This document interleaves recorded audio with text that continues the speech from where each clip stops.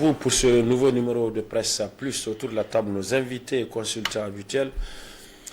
Sur ma droite, à gauche de votre écran, Ousseini Issa, journaliste professionnel. Ousseini, bonjour. Bonjour. Merci d'être là. Et en face de Ousseini, il y a Traoré Daouda, journaliste professionnel également, directeur de publication du journal Le Matinal.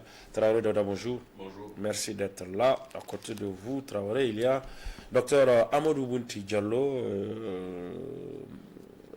philosophe, anthropologue, à la retraite, ancien chercheur, je veux dire, à l'université Abdou de Niamey, à la retraite. Et donc voilà, le plateau est complet, puisque notre quatrième invité n'est pas encore disponible. Donc nous allons très rapidement découvrir le menu de Presse Plus aujourd'hui, avec un seul titre à la une, mais quel titre, vous le verrez bien, avec ce résumé, cette introduction de notre camarade de la rédaction, Boubacar Amadou. Aujourd'hui, dimanche 19 février 2023, Presse Plus affiche un seul mais très gros sujet à la une. Il faut dire en réalité qu'il s'agit là de la plus importante préoccupation des Nigériens par ces temps qui courent, l'insécurité née du terrorisme. Et la dernière attaque dans le département de Bani Bangou de la semaine passée est venue raviver les douleurs, les plaintes et les complaintes des citoyens. Le sujet sera discuté sous le titre « Embuscade de Intagarmey après le drame, des interrogations ». Après le drame, les interrogations, les réactions et les interrogations, d'ailleurs c'est plus complet comme ça, puisque les réactions, il y en a eu beaucoup, des interrogations également, il y en a beaucoup, très peu de réponses malheureusement. Je propose de suivre le résumé avec Boubacar Amadou que nous retrouvons. Embuscade de Intagarmey, après le drame, les interrogations. Trop d'interrogations et peu de réponses, c'est exactement comme cela que l'on peut résumer la situation après le drame de l'embuscade tendue par les terroristes à une patrouille des éléments de l'opération Al-Mahaou le vendredi 10 février dernier à Intagarmey, une localité du département de Bani Bangou. En plus du bilan officiel du drame qui fait polémique, beaucoup de zones d'ombre planent également sur comment les choses se sont passées ce jour-là et ayant conduit la perte d'un si grand nombre de militaires nigériens et en territoire nigérien. Et très légitimement, la question est justement qu'est-ce qui s'est passé à Intagarmey? Qu'est-ce qu'il faut tirer comme conclusion et surtout comme leçon? À suivre tout de suite le débat.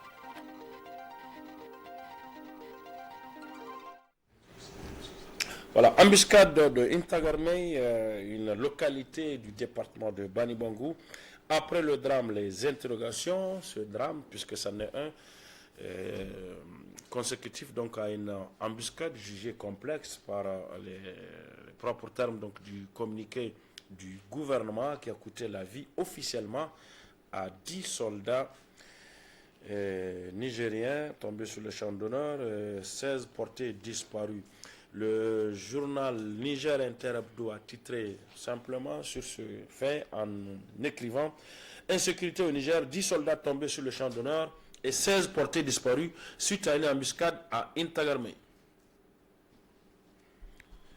Insécurité au Niger, 10 soldats tombés sur le champ d'honneur et 16 portés disparus suite à une embuscade à Intagarmey.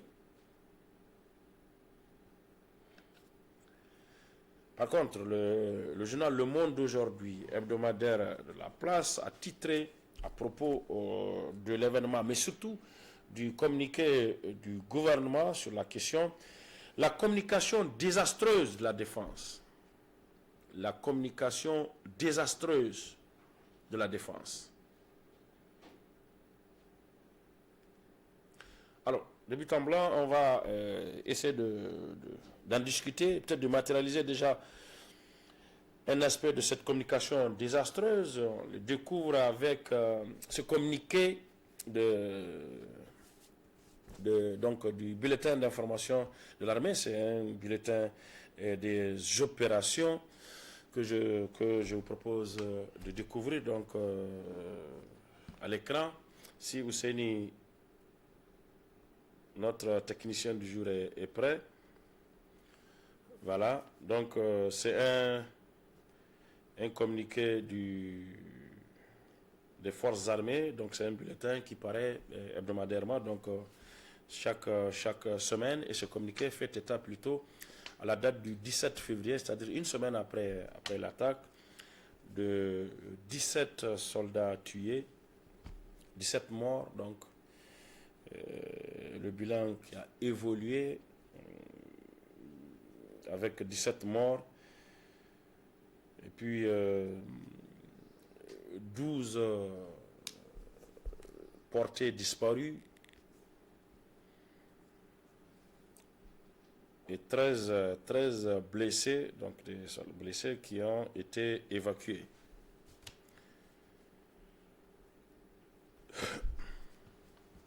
Donc, et 5 véhicules calcinés au lieu de 1 véhicule, comme annoncé par le communiqué du gouvernement, 17 morts au lieu de 10. Et puis 5 véhicules calcinés, plus 1 véhicule emporté,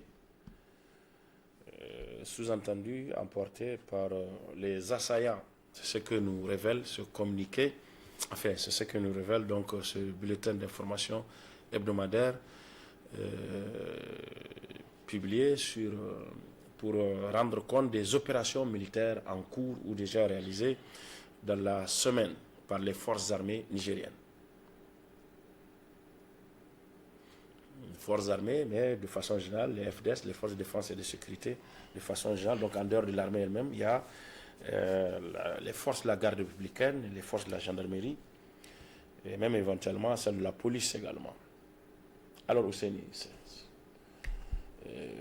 déjà, les interrogations, dès la publication donc, du communiqué initial du gouvernement, signé par le ministre de la Défense, les interrogations ont fusé. Et là, avec la publication de ce bulletin allemand, cela va certainement aller crescendo.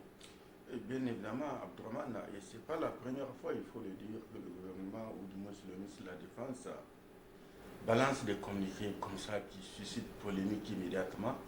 On se rappelle dans l'affaire, comme avait dit, du bombardement du site aurifère de Taon, le communiqué qui a été publié a suscité une vive contestation au sein de l'opinion, n'est-ce pas? Je ne sais pas qu'est-ce qui les prend, mais on a comme l'impression qu'à chaque fois qu'il y a des attaques contre nos positions militaires, ils ont tendance à vouloir minimiser. Moi, j'ai dit, ça ne doit pas se passer comme ça. Vous voyez dans le communiqué par rapport à cette attaque de l'embuscade de Intagami, il sort avec un communiqué pour dire il y a eu combien? Il y a eu 10 morts. 8 morts. 16 personnes disparues. 16 personnes et 2 véhicules, je crois, détruits, n'est-ce pas? Et ça a suscité contestation, ça a suscité une vive polémique, une contestation, parce que tout simplement, dans le même communiqué, on retrouve le fait que des avions sont arrivés en renfort. Et dans le même communiqué, on dit que les gens, les assaillants, ont pu s'enfuir avec leur corps. Moi, je veux bien comprendre comment cela est possible. Quand il y a l'aviation qui arrive à la rescousse, je vois mal des assaillants, quelle que soit par ailleurs, comme avait dit, leur facilité de mobilité, je vois mal comment des assaillants peuvent ramasser tout ce qu'ils ont comme mort. C'est une façon, j'ai dit quelque part, de vouloir quelque part banaliser. Et ça ne se cache pas, ces choses-là. Parce que ces soldats qui tombent, ils ont des parents quand même civils, n'est-ce pas? Chaque fois qu'il y a attaque dans ces zones-là, les parents qui ont des proches dans ces zones-là, ils appellent pour savoir la situation, l'état de leurs proches. Alors, il faut être franc, il faut dire la vérité aux citoyens. Ce n'est pas en mentant, ce n'est pas en cachant la vérité qu'on peut régler le problème. On doit régler le problème autrement. Et c'est ça qui choque un peu l'opinion.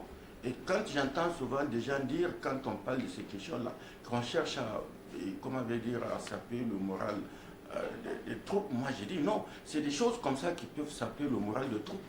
Le fait de vouloir cacher la vérité, c'est... Voyez-vous, le bulletin produit par l'armée, n'est-ce pas? Le bulletin vient mettre à mal le communiqué du ministre de la Défense, en montrant qu'il y a eu 17 morts, n'est-ce pas? 5 véhicules détruits, 1 véhicule emporté, et 12, je crois, blessés, et 12 portés disparus, et 13 blessés. Alors pourquoi cherche-t-on à cacher la vérité? C'est encore plus choquant. Moi j'ai dit, c'est carrément contre-productif. Des opérations, ces informations, ce bulletin, pardon, ce communiqué ne fait pas état de l'intervention de vecteurs aériens. Non, mais alors, pourquoi mentir? Pourquoi? Moi, je dis, ce n'est pas des choses à faire. Quand il y a des défaillances, il faut chercher à les corriger, mais chercher à montrer à l'opinion que voilà, nous vous livrons ces informations, contentez-vous de ça. Ça ne peut pas suffire à convaincre. Il faut donner des informations fiables. C'est des morts, c'est des blessés, c'est des dégâts importants que l'armée a eu à subir. Ça coûte quoi de dire la vérité? Voilà ce qui s'est réellement passé. Mais vouloir masquer les choses de manière flagrante, moi j'ai dit, ça montre vraiment les limites de ces gens-là, de ce gouvernement-là. Tradam. Oui, évidemment, personne n'a cru à la teneur du communiqué, en tout cas le premier communiqué que le ministère de la Défense a cru bon de rendre. Tout le monde, moi j'avais le premier à dire que c'était un communiqué politique, et effectivement c'était un communiqué politique, parce que ça a été fait dans la précipitation. Rappelez-vous, il n'y a pas longtemps, dans les années 2016, 17, 18, dès qu'il y a une attaque comme ça, c'est pas la défense qui communiquait, mais c'est l'état-major. Il y a un personnel qui est dédié à ça, qui est chargé de la collecte, de l'organisation et de la rédaction du communiqué. Rappelez-vous, il y avait eu le colonel Ledru, que d'aucuns avaient appelé M. Plateau, parce que dès qu'il apparaît, on sait qu'il y a un problème qui s'est posé dans l'armée. Donc c'était solennel. L'armée a pris le soin de vérifier avec ces éléments sur le terrain qu'est-ce qui s'est réellement passé, le nombre de morts qu'on a, le nombre de disparus, ainsi de suite. Mais le politique, lui, il a envie de dire tout de suite que non, nous avons le dessus. Or, comme Hussein l'a dit, l'armée, ce sont ces éléments. Si elle perd, elle sait qu'elle a perdu des éléments. Ce n'est pas au nom de la politique qu'elle va le cacher. La preuve en est que quand ils ont rendu leur communiqué, il est au moins plus convaincant que le premier rendu public. Donc, je pense que ce drame doit permettre quand même à ce que les choses reviennent comme elles doivent être. Partout dans le monde, s'il y a des attaques, c'est l'armée elle-même qui prend le soin de comptabiliser ces morts. C'est de fait, en tout cas, c'est elle qui les prend en charge et qui rend public. Un gouvernement ne vient pas dans la précipitation pour dire qu'il faut faire un communiqué rapidement. Puisque quand ça s'est passé, effectivement, il n'y avait personne pour le gouvernement s'est basé sur des informations parcellaires pour faire les choses. Or, l'armée, elle, quand elle s'est agi de faire, elle a bien fait. Elle a recoupé les informations qu'elle avait, les éléments sur le terrain. Tout le monde a contribué à ce qu'il y ait une bonne rédaction. Et c'est pourquoi je dis, l'avenir, il faut vraiment que ce système de communication revienne, parce qu'il est plus sérieux, il est plus solennel que le communiqué d'un ministre qu'on balance sans prendre aucune précaution. Merci. Regardez la différence avec les Burkinabés. Le vendredi, ils ont eu une attaque. L'état-major a dit, voilà les conditions dans lesquelles l'attaque a eu lieu. Mais pour le moment, on ne peut pas donner de chiffres parce que nous suivons le ratissage. C'est plus correct. Pour le moment, ils n'ont pas donné de... Ils ont dit, l'aviation est en train d'intervenir et puis il y a un ratissage qui est en cours. Nous vous donnerons le bilan plus tard. Ça aurait été plus facile pour notre ministre de la Défense de procéder ainsi. Puisque au moment où il a donné le bilan, il n'avait pas le bilan exact. C'est pas vrai. Puisque, selon nos informations, les avions ne sont pas intervenus à l'heure, au moment où l'attaque a eu lieu. Peut-être des heures après. Et je pense que ceux qui ne savent pas, c'est que certains soldats, quand ils sont allés en renfort, ont pris des photos des véhicules qui ont été endommagés. Ils n'ont pas montré les corps de leurs camarades, mais ils ont montré l'état des véhicules, en tout cas qui ont été brûlés ou qui ont été détériorés. Donc, en réalité, je pense que c'est une tragédie. Une tragédie. Vous voyez qu'il y a les deux communiqués, celui du ministre et celui de l'état-major. Mais l'IGS a sorti un communiqué avant-hier nuit pour dire que c'est même 35 morts. 35 morts, 26 disparus, machin, voilà. Et il semblerait que le véhicule qui a été emporté serait actuellement dans la région de Walam, entre les mains de terroristes qui se baladent avec. Puisque le véhicule est reconnu par l'antenne qui est dessus, parce que c'est un véhicule de commandement. Donc c'est pour vous dire que, sincèrement, vous voyez que c'est toute la communication gouvernementale même qui est défaillante. Parce que vous ne pouvez pas balancer. Il s'agit de morts ici. C'est des individus. Et entre-temps, le samedi matin, vous avez fait partir, ou le dimanche, vous avez fait partir les familles. Mais les familles entre elles, elles sont en face des cadavres. Elles vont voir le nombre de gens qui sont là. Et ces familles-là, quand elles vont communiquer.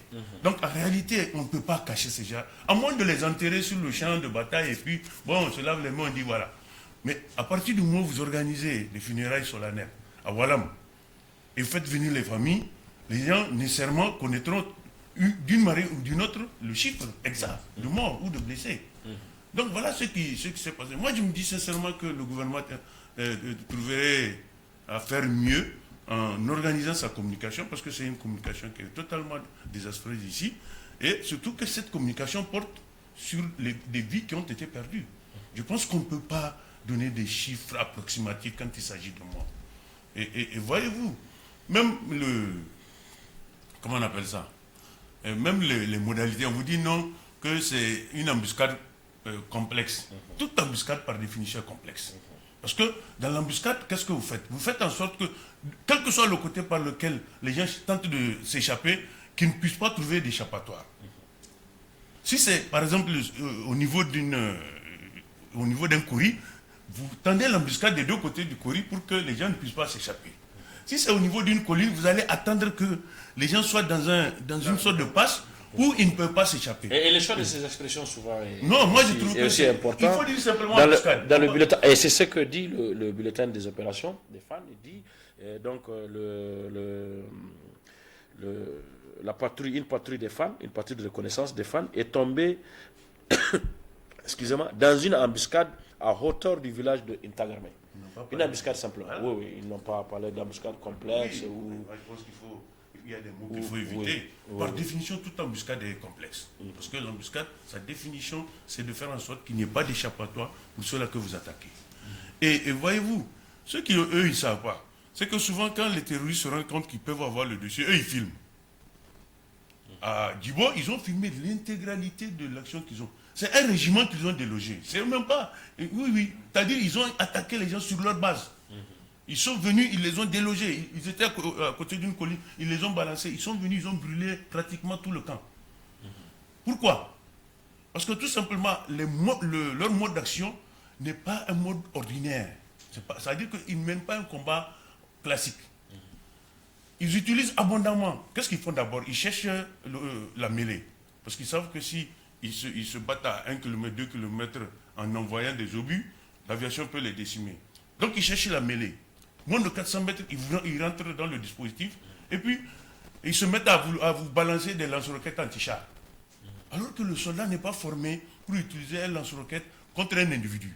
Eux, ils peuvent balancer la roquette contre n'importe qui, contre un individu, contre un char, Donc, et qu'est-ce qui se passe quand vous voyez leur film, le film par exemple de Djibo, ils attaquent en meute. C'est-à-dire que vous n'avez pas de... Ils ne vous laissent pas, comment on appelle ça, de possibilité de vous échapper. À moins d'engager le combat et de briser une des lignes, par exemple, pour pouvoir vous échapper. Ils vous encerclent. Pour faire en sorte que vous soyez pris dans une tenaille et ils utilisent les armes les plus destructives à courte distance. Voilà comment ils procèdent. Donc, dans ces conditions-là, quand on vous dit que non, que c'est même quand on me dit que c'est une patrouille, moi j'ai des doutes. Une patrouille ne tombe pas dans une embuscade comme ça. C'est pas vrai. Militairement, une patrouille, quand elle se déplace, c'est pas le rallye de Bandama ou rallye Dakar. Non, quand vous vous déplacez, vous devrez vous déplacer en sûreté, en sécurité, parce que vous quittez un point de départ, vous devrez arriver à un point d'arrivée. Mais il faudrait arriver au point d'arrivée avec l'ensemble des effectifs avec lesquels vous êtes parti. Ça veut dire quoi? Que vous procédiez à des reconnaissances continues jusqu'à ce que vous arriviez à destination. Dès que vous voyez que vous venez dans un village, mais vous vous dispersez. Si éventuellement c'est un petit village où vous avez des doutes, avant d'arriver dans le village, vous envoyez des éléments précurseurs qui vont essayer de voir. Dès que vous sentez qu'ils sont accrochés, là, en ce moment-là, vous étoffez le dispositif. Mais qu'on me dise que... Et puis, n'oubliez pas, hein, Al-Mahou, c'est l'élite, hein, moi je le dis, formée par les Occidentaux, dans la même zone. Imaginez, on a tué des instructeurs américains. instructeur à Tongo Tongo. Voilà. Maintenant, on attaque une partie de ceux-là qui ont été formés par les Américains, dotés d'armement par les Américains. Parce que vous voyez, vous avez vu, certains véhicules sont même des véhicules. Avant ça, en 2019, 2018, il y a une unité antiterroriste qui a été attaquée là-bas, une cinquantaine d'éléments, qui a également connu un sort assez difficile, qui devrait intercepter les terroristes qui avaient attaqué la prison de Côte-Calais. Oui, oui. Et donc, cette patrouille, enfin, cette unité également, une unité antiterroriste, qui a également subi ça m'amène à me poser des questions. Oui, oui. Et en plus, dirigé par un lieutenant là, qui est décédé au cours de l'attaque. Un élément qu'il ne faut pas perdre de vue, c'est que à chaque fois que ce genre de tragédie-là arrive, les forces occidentales sont dans la région. Moi, je me pose la question de savoir quelle est la nécessité de la présence de ces gens-là. Regardez. Mais est-ce que, est-ce que quelqu'un entre Husseini et Tradam, quelqu'un peut essayer d'intervenir là-dessus, le vecteur aérien, est-ce que là aussi, on peut considérer que c'est un point flou, un point d'accrochage, ou peut-être que tout n'a pas été dit par rapport à ça. Le vecteur aérien, le communiqué du gouvernement dit, grâce à l'intervention du vecteur aérien, l'ennemi a pu être repoussé. Et que mais justement, Bounty dit que non, il penche plutôt pour le contraire. Les moyens aériens sont intervenus après l'attaque. Et ce bulletin d'information des opérations ne fait pas cas d'intervention aérienne. L'intervention aérienne, moi j'ai dit l'intervention a été déclenchée longtemps après l'attaque. Mais ce qui est un peu, comment on va dire, ce qui est étrange dans le communiqué du ministre, quand il dit que c'est l'intervention des vecteurs qui a permis de repousser les assaillants en direction d'un pays voisin. Non, je ne le laisse pas. Non, il ne faut pas. Non. Moi, je vais dire. Jusqu'à preuve du contraire, non. C'est le seul au communiqué officiel du gouvernement. Il ne l'a même pas revu, il ne l'a même pas corrigé. C'est le seul jusqu'à présent. Pour moi, quand les vecteurs aériens interviennent au moment des combats, ceux qui vont décimer les djihadistes, les terroristes, ils vont les décimer. Parce qu'ils ne se déplacent pas, ils ne vont pas venir larguer des bombes. Ils savent où se trouvent avec des coordonnées et tout, de quel côté se trouve l'ennemi. Mais alors, qu'on nous dise que c'est des vecteurs aériens qui sont arrivés, qui ont pu faire repousser ces gens. Et ces gens ont eu le temps de prendre les cadavres, les corps de leurs compagnons, pour s'enfuir en direction. Pas un seul mort. Après, en tout cas, oui. Mais alors, officiellement, si vous voyez comment c'est grossier. C'est tout leur mort qu'ils ont transporté. Voilà. Mais justement, c'est ça que ça signifie. Voilà. C'est ça que ça signifie. Et leurs blessés. Et on dit le ratissage se poursuit. Non, moi je dis, on ne doit pas blaguer avec des choses comme ça. Honnêtement, il faut savoir dire la vérité. C'est des choses qui arrivent, on est dans un contexte de guerre. Mais il faut dire la vérité pour rassurer les populations. Mais non, vouloir, coûte que coûte, comme dit Tradam, communiquer politique. Mais c'est des vies qui sont ôtées sur le terrain. Des gens qui ne sont pas allés sur le terrain pour trouver la mort. Alors, ceux qui doivent parler, qui sont les officiels, ils doivent savoir dire la vérité aux citoyens. On ne ment pas. En pareille circonstance, on n'a pas à mentir aux gens. Parce que dans tous les cas, ça finit par se savoir. Ces gens, ces militaires, ils ont des familles. Mais moi, je voulais dire, les gens appellent pour savoir. Quand vous avez des proches dans la zone, vous allez appeler, mais un tel, est-ce qu'il fait partie de la mission, ceci, cela? Alors, même les disparus, quand on parle de disparus, moi je dis quelque part, il y a beaucoup de doutes aussi. Parce que les disparus, qu'on ne retrouve jamais, depuis que ça a commencé, chaque fois qu'il y a des disparus, en tout cas, pour ceux qui concernent, on ne retrouve jamais. Rarement. Même pour cette taxi, il y a des gens qui disent que parmi les disparus, il y en a qui sont revenus, tant bien que mal. Tu aurais mis le couteau dans la plaie. Oui. C'est fait, comme on l'a dit, tout le monde, personne n'a cru un seul instant au communiqué du gouvernement. Maintenant, alors, l'autre interrogation par rapport à ce communiqué et tout, pour évoluer, Tradam, vous qui êtes resté surtout dans ces arcanes-là, des choses, dans la communication gouvernementale surtout, et ces genres de communiqué également. Mais pourquoi? C'est quoi? C'est par légèreté, pour dire que non, dans tous les cas, c'est une attaque, ça arrive, ça peut arriver, donc il ne faut pas dramatiser, il ne faut pas Parce qu'en disant que c'est plus de morts que ça, les gens percevront ça comme un drame, une tragédie, et que ça peut être un échec militaire peut-être dans cette opération, mais aussi un échec politique des dirigeants, des responsables qui sont amenés à prendre les décisions dans ce genre de situation. Pourquoi? Pourquoi simplement? Non, vous savez, on a répété ici sur ce plateau que malheureusement on a un gouvernement qui aujourd'hui est toujours à la défensive. Il est prêt à répondre aux réseaux sociaux. Et c'est cette volonté, certainement, je ne suis pas à leur place, je ne sais pas comment ça s'est passé, mais vous avez l'impression que c'est cette volonté d'apporter une réponse à ceux qui défilent sur les réseaux sociaux qui a fait pondre un communiqué de la sorte. Parce que même si vous avez des éléments réellement sur place qui ont échappé, dans l'heure qui suit, ils peuvent vous donner un bilan réel. Ça c'est évident, tout le monde le sait. Mais comme il y avait cette ambiance des réseaux sociaux où tout le monde est en train de dire ce qu'il a envie de dire, on annonce 70 morts, on annonce 80, on annonce 127, on dit... Donc peut-être, je me dis peut-être le gouvernement, contre l'avis même des concernés, des militaires, donc la hiérarchie militaire, a dit il faut faire un communiqué, et voilà, on a fait un communiqué, sur la base d'un semblant de vérité, de ce qu'on a vu à première vue. C'est peut-être ça qui a fait. Mais sauf que ce n'est pas la première fois. Non, mais c'est pourquoi je dis, mais j'ai dit, depuis le début, j'ai dit que c'est un gouvernement qui, sur la défensive, qui répond toujours aux réseaux sociaux. Il ne crée pas lui-même cette information, non. C'est une information qui se crée, ils poursuivent pour démentir. Ils n'ont pas le sang-froid de dire non, on ne va pas suivre, nous on est un État, on ne va pas aller dans tous les sens. C'est que les gens disent, ça engage, ça ne les engage, ça n'engage que nous, on n'a pas engagé. Nous, on analyse avec lucidité.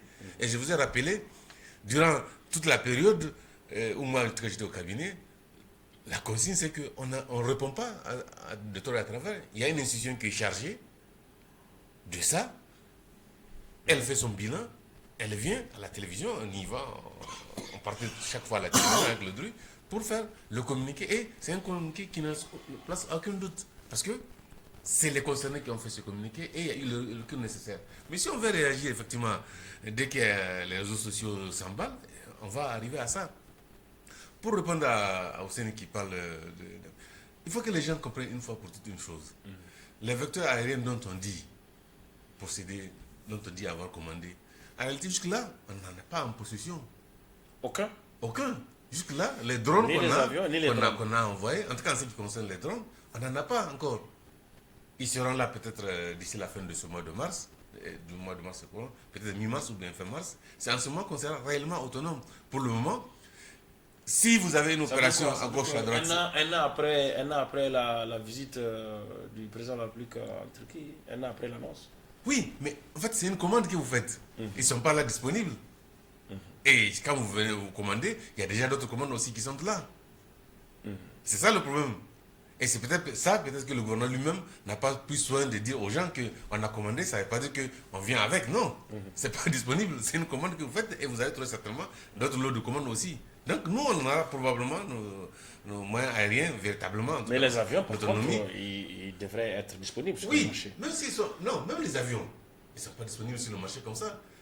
Parce que c'est comme un émetteur quand vous commandez, il y a les spécificités techniques que vous mettez. Donc c'est comme ça, un avion, il peut être là, mais il faut l'habiller à votre convenance. Donc on ne les a pas pour le moment, en tout cas en ce qui concerne les drones, on les aura très très bientôt, et c'est en ce moment on aura une capacité réelle. Parce qu'aujourd'hui, dès que vous avez 2, 3, 4 troupes en mouvement, que ce soit des escortes, des patrouilles, ou bien des patrouilles de ravitaillement, quand vous avez des déplacements de ravitaillement, vous êtes obligé d'avoir un seul ou deux vecteurs aériens qui fait la ronde autour, qui va, qui vient, qui va sur toutes les... Et naturellement, quand il est parti sur un chantier, sur une escorte, si l'autre là, elle est attaquée, effectivement, elle est vulnérable en ce moment. Donc on sera véritablement autonome, moi je pense, à partir du mois de mars, Inch'Allah. Moi je vais répondre, Kadam. Rapidement, 30 secondes. C'est Bout qui a la parole. Non, je vais juste réagir par rapport à ce que... En réalité, depuis un temps, on dit, mais quand même, c'est pas sur les drones seulement on doit compter. On nous a dit qu'il y a des avions qu'on a achetés. Même sous Tanja, il y a eu des avions qui ont été achetés, notamment des hélicos de combat, qu'on a vus sur le tarmac à Agadez, ici aussi, n'est-ce pas? Mais alors, où sont passés tous ces moyens aériens-là? Où sont-ils? Parce que moi, je ne compte pas forcément sur les drones. Les drones, c'est seulement l'année dernière que la commande a été passée. Mais et les autres avions. Maintenant, pour ce qui est de l'information, moi, j'ai dit, c'est bien de prendre des précautions. Mais quand des choses comme ça arrivent, d'accord, les réseaux sociaux vont, comment dire, s'enflammer, mais le gouvernement a la possibilité d'avoir dans la même journée une situation par rapport à la situation, une situation claire. Donc, je suis en train de dire pourquoi. C'est des militaires qui ont été attaqués. Des renforts sont allés. N'est-ce pas? Avec toutes les dispositions qu'il faut pour pouvoir éviter, comment avait dit, éventuellement, en découdre avec ceux qui vont vouloir s'en prendre à eux, n'est-ce pas? Et dans la journée ou le lendemain au plus tard, on peut avoir une idée précise. Non, je ne peux pas comprendre qu'on dise qu'il faut attendre une semaine pour informer par rapport à une attaque qui s'est déroulée cette semaine. Non, c'est absurde. Non, quand tu dis, non, ils doivent quand même, parce que quand l'attaque se déroule, normalement, les gens sont informés, en tout cas au niveau de la hiérarchie militaire. N'est-ce pas? Ils sont informés dans la même journée. Et ils ne vont pas attendre, ils vont aller voir qu'est-ce qui s'est passé sur le terrain.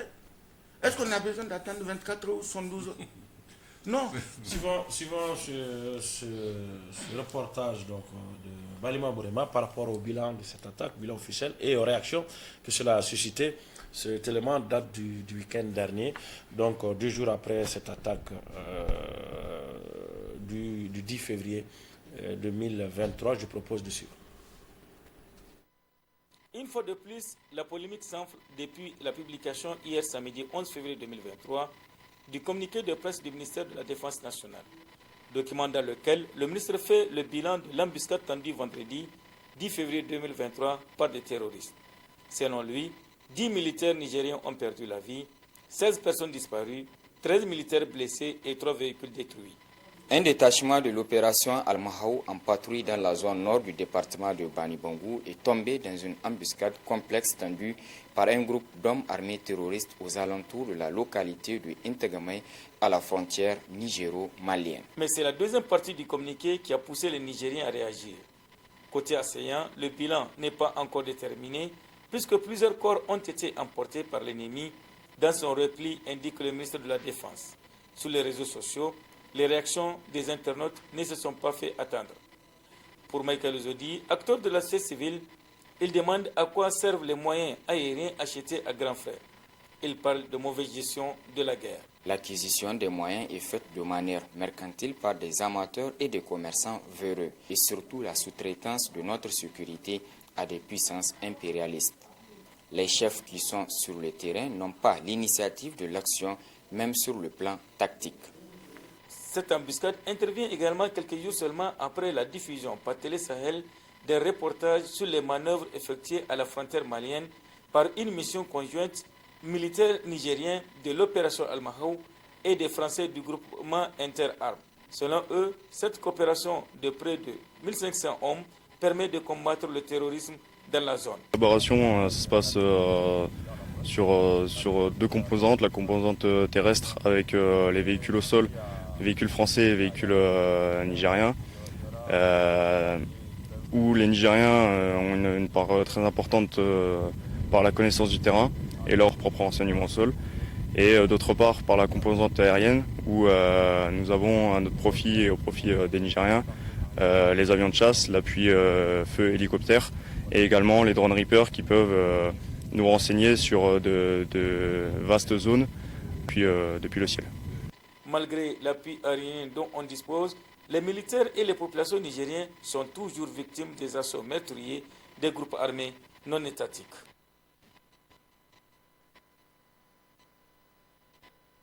Le journal, le quotidien L'Enquêteur titre à ce propos, dans sa parution du 15 février, polémique autour de l'embuscade de Ntagarmey, la MRN à la rescousse du gouvernement. Polémique autour de l'embuscade de Ntagarmey, la MRN à la rescousse du gouvernement.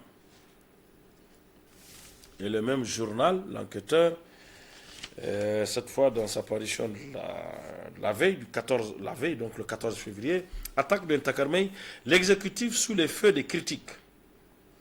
L'exécutif sous le feu des critiques.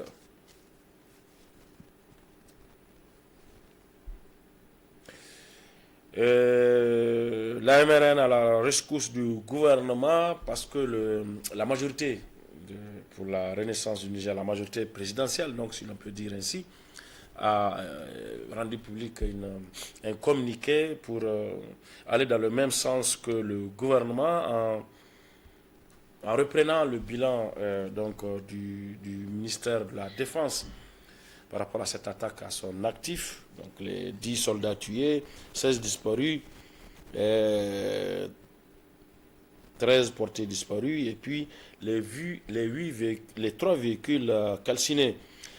Donc la MRN apporte son soutien aux forces de défense, de sécurité, etc., mais aussi au gouvernement pour les efforts inlassables qu'il mène, je cite, pour un retour rapide de la paix et de la sécurité et de la sérénité au Niger, d'une part, et d'autre part, par les moyens conséquents mis à la disposition de nos forces de défense et de sécurité, leur permettant de mener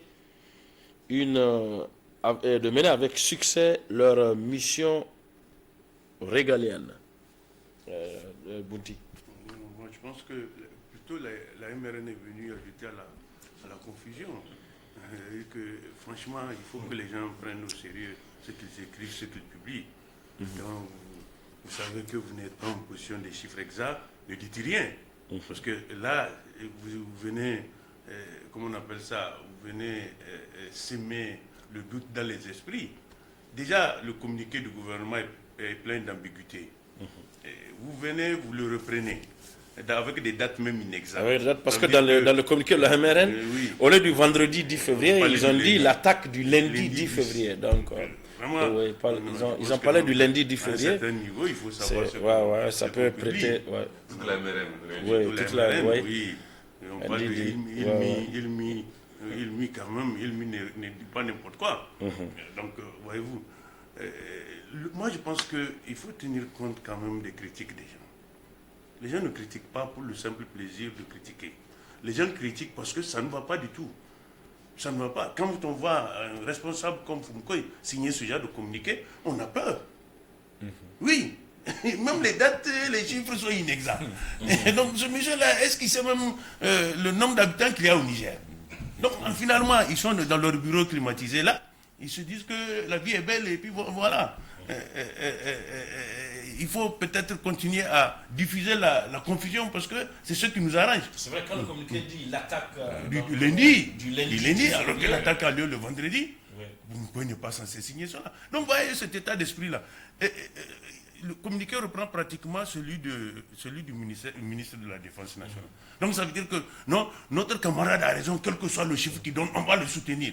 Mais dans la précipitation, vous venez s'aimer plus de confusion que lui-même. Et vous voulez que la population accepte ces contre-vérités-là. C'est impossible. Notre souhait aujourd'hui, c'est que la paix revienne. Je pense que tous les Nigériens, épris de machin, veulent que la paix revienne dans cette région-là.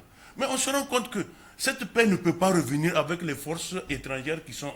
Parce que moi, c'est là, depuis des années, en tout cas depuis des mois, c'est la première fois que notre armée subit un tel machin, un tel revers. Surtout le nombre de morts. Il y a eu des accrochages, souvent c'est 1, 2. Mais jusqu'à 17 quand même, c'est beaucoup.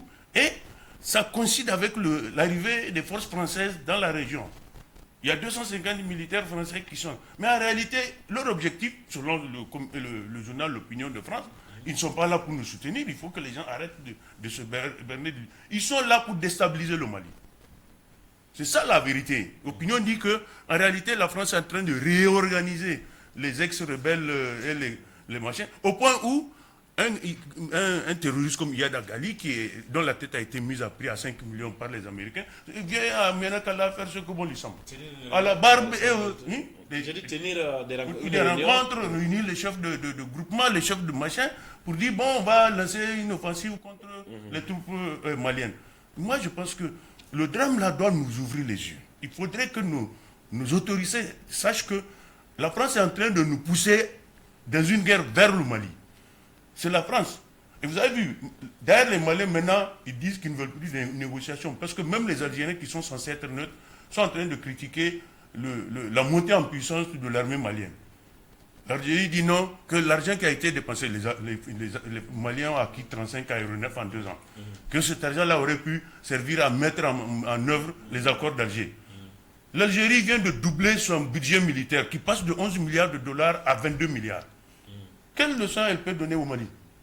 Moi, je pense qu'il faut que les gens fassent extrêmement attention. Sincèrement. Parce que, apparemment, selon l'opinion, nous subissons la conséquence de la main tendue du président Bazoum vis-à-vis des terroristes. Ah, il veut prendre l'exemple sur les Algériens. Les Algériens, eux, ils avaient affaire à des terroristes qui, pour la plupart, sont algériens. Ils sont allés dans les maquis, les militaires algériens sont allés dans les maquis les chercher, ils se sont affrontés.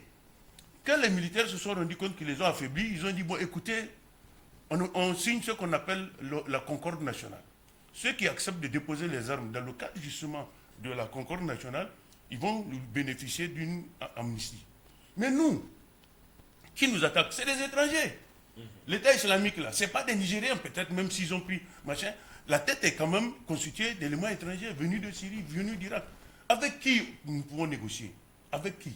Moi, je me dis que, sincèrement, la France est en train de nous tirer vers une guerre. Et le Premier ministre malien l'a dit hier. Celui qui les attaque, en tout cas, ils vont riposter. S'ils sont attaqués du côté de Menaka, Ayuru, machin, ils vont riposter. Et je pense qu'aujourd'hui, ils ont les aéronefs nécessaires pour, en tout cas, mener des frappes là où ils le veulent. Donc, moi, je me dis que cette histoire de main tendue là, il faut arrêter ça. Ah oui. Si je prends l'exemple des Algériens, les Algériens ont des terroristes sur leur sol. Nous, nos terroristes sont des terroristes étrangers pour la plupart, qui ont embobiné des Nigériens ou des Maliens ou des Burkinabés. Moi, je pense qu'il faut leur faire face. Jusqu'à ce stade, que des simples exécutants, souvent. C'est des simples exécutants. Ou des chefs de petits groupes locaux. Des petites katibas. Oui. Oui, et souvent qui agissent de manière... Même pas... Parce que ceux qui ont eu affaire à eux, en réalité, quand ils les ont, ces gens-là, pour la plupart, ils ne maîtrisent même pas le Coran. Non. C'est deux Izib. Jusqu'à Alhamdou, ça s'arrête là. Mais on ne peut pas faire la guerre sainte avec ça. Parce que vous ne maîtrisez même pas. Et vous voyez que, en réalité, quand vous prenez ces terroristes-là, ils ne vont pas au Coran. Même Yada Gali ne va pas au Coran. Yada Gali passe par des interprètes du Coran. En l'occurrence, Abu Allah, comment il s'appelle, l'Afghan là, et Saïd Al-Kotob, et puis, bon, un certain nombre de Wahhabis. Or, l'Arabie Saoudite a décidé, quand vous voyez un peu, moi je vous dis, au-delà du Mali, quand vous voyez maintenant l'État islamique, l'Arabie Saoudite a sorti un texte pour dire qu'elle ne va plus financer les activités des ONG par lesquelles les terroristes prennent de l'argent. Et c'est pourquoi maintenant les terroristes, pour se renflouer, passent par la zakat imposée.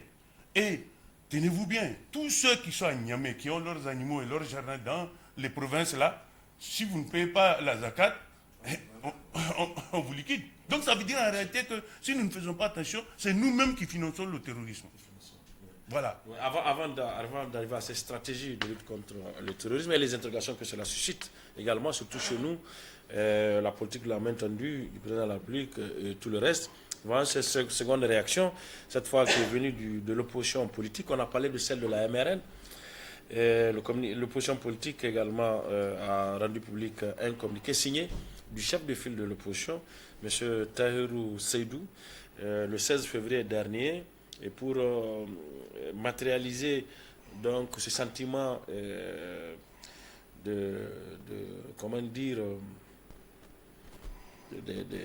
exprimé par les critiques et par les réserves que le communiqué du gouvernement suscite. L'opposition politique dit ce drame en parlant de cette attaque de Tagarmé, dont le bilan fourni, si on peut voir, voilà, ce drame dont le bilan fourni par le ministère de la Défense nationale reste controversé et exige de la part du gouvernement donc un rapport circonstancié. En tous les cas, l'opposition politique, dit le communiqué, entre autres, l'opposition politique nigérienne est à pied d'œuvre pour réunir tous les éléments d'appréciation et rendra public très prochainement une déclaration sur la situation sécuritaire nationale. Tradam, ils sont dans leur rôle. C'est normal que nos oppositions se soucient effectivement de ce qui se passe. Et vous avez vu, contrairement à la majorité, ils n'ont pas avalé le communiqué. Donc, Et c'est pourquoi, quelquefois, on a l'impression que quand on est avec un régime, quand on est dans une majorité, tout est bon. Tout ce qui est le gouvernement, on ne se donne même pas la peine de réfléchir soi-même pour dire, bon, est-ce que, puisque tous, ils sont quand même au Niger, ils sont des chefs de parti, ils ont des ramifications à l'intérieur du pays, et chacun a vu, sont sur les réseaux sociaux, chacun a vu quand même les contestations qu'il y a eu par rapport à ça. Ils auraient dû mettre un peu de mouvement pour demander au gouvernement d'apporter en tout cas des précisions assez nettes pour eux-mêmes, pour leur gouvernement. Ils ne devaient pas laisser l'opposition jouer ce rôle. Mais bon, quand on est avec un régime, ici on s'est dit qu'on est obligé de le soutenir, vaille que vaille. C'est pas ça la politique, moi à mon sens. Mais ça ne va pas être ça la politique, ça c'est leur politique à eux. Je veux dire, non, normalement quand vous êtes, parce que ça n'aide pas l'autre à corriger ses erreurs. Vous êtes là, d'accord, vous êtes la coalition, mais quand ça ne va pas, sortez pour lui dire, voilà ce qu'il faut faire. N'est-ce pas? Non, mais alors, qu'on cesse de prendre les citoyens comme des animaux qu'on peut conduire comme on veut. Parce que les gens sont là, ils réfléchissent, ils voient. Ils ont des contacts, ils ont des informations comme eux. Ils ne sont pas plus, parce qu'ils sont en position de pouvoir, ils ne sont pas plus renseignés que les citoyens qui sont à la base. Les gens savent qu'est-ce qui se passe. Mais alors, quand c'est systématiquement on se met dans cette posture, c'est qu'on fait mal à son pays. C'est ça l'objectif de faire la politique. Moi, je dis quelque part, surtout dans des circonstances pareilles. Quand j'ai vu dans leur communiqué, ils disent qu'ils ont mis en déroute, dans le communiqué de la MRN, grâce aux moyens conséquents que l'État a mis à la disposition. Ils ont mis en déroute. Mais dans le cas précis, la déroute suppose quoi? C'est ce que l'autre veut, le gouvernement veut ça. Mais non, alors, puisqu'ils sont tous, si tu regardes bien sur la table, tous sont membres du gouvernement pratiquement, à quelques exceptions près, ceux qui ont lu le communiqué. Non, mais moi je vais dire, non, honnêtement, c'est du mépris vis-à-vis du peuple. Non, parce que ça, personne ne l'a dit de toute façon. Pour l'opposition, bon, bien évidemment, l'opposition est en droit de mettre en doute le bilan. Parce que c'est incohérent d'abord le communiqué du ministère de la Défense. Il n'y a aucune cohérence dedans. Et là, alors, bien évidemment, c'est du pain béni pour l'opposition pour dire non, il faut présenter les choses. Moi, je dis c'est des mots d'hommes. N'est-ce pas? On n'a pas besoin, on n'a pas le droit de vouloir cacher quand il y a des... Il faut dire la vérité parce que... Je vous lis une partie du communiqué de la Commission nationale des droits humains, CNDH. Ce communiqué date du 14 février. CNDH également, qui est entouré de beaucoup de réserves, n'a pas dit de chiffres, n'a pas repris. Le communiqué dit, entre autres, en l'occurrence, le communiqué, au-delà de cette attaque de Ntagarmey, a parlé également de la violence de la région de Maradi, où un étudiant a été tué par des assaillants ou des acteurs terroristes, semble-t-il.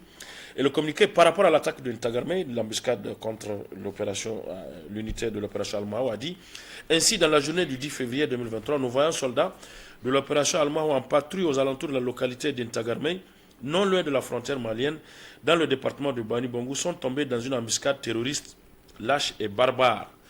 Il résulte des violents combats menés dans des conditions extrêmement difficiles, un bilan humain et matériel lourd de plusieurs morts et disparus, avec de nombreux blessés et de destruction de véhicules militaires.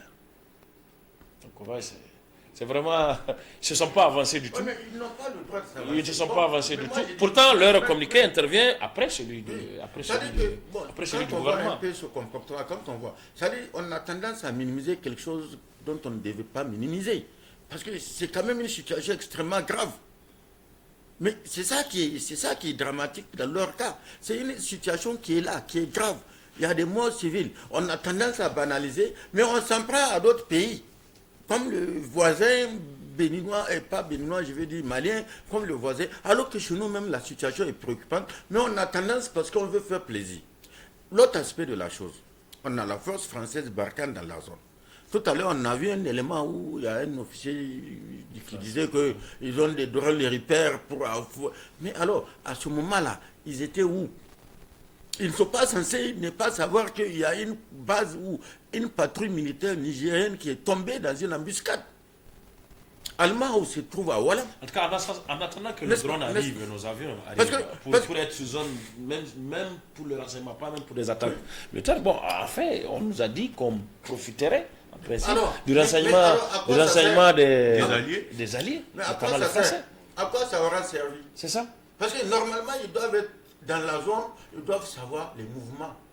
Ils doivent connaître, avoir une idée précise à partir de Niamey, parce qu'ils ont des droneurs, n'est-ce pas?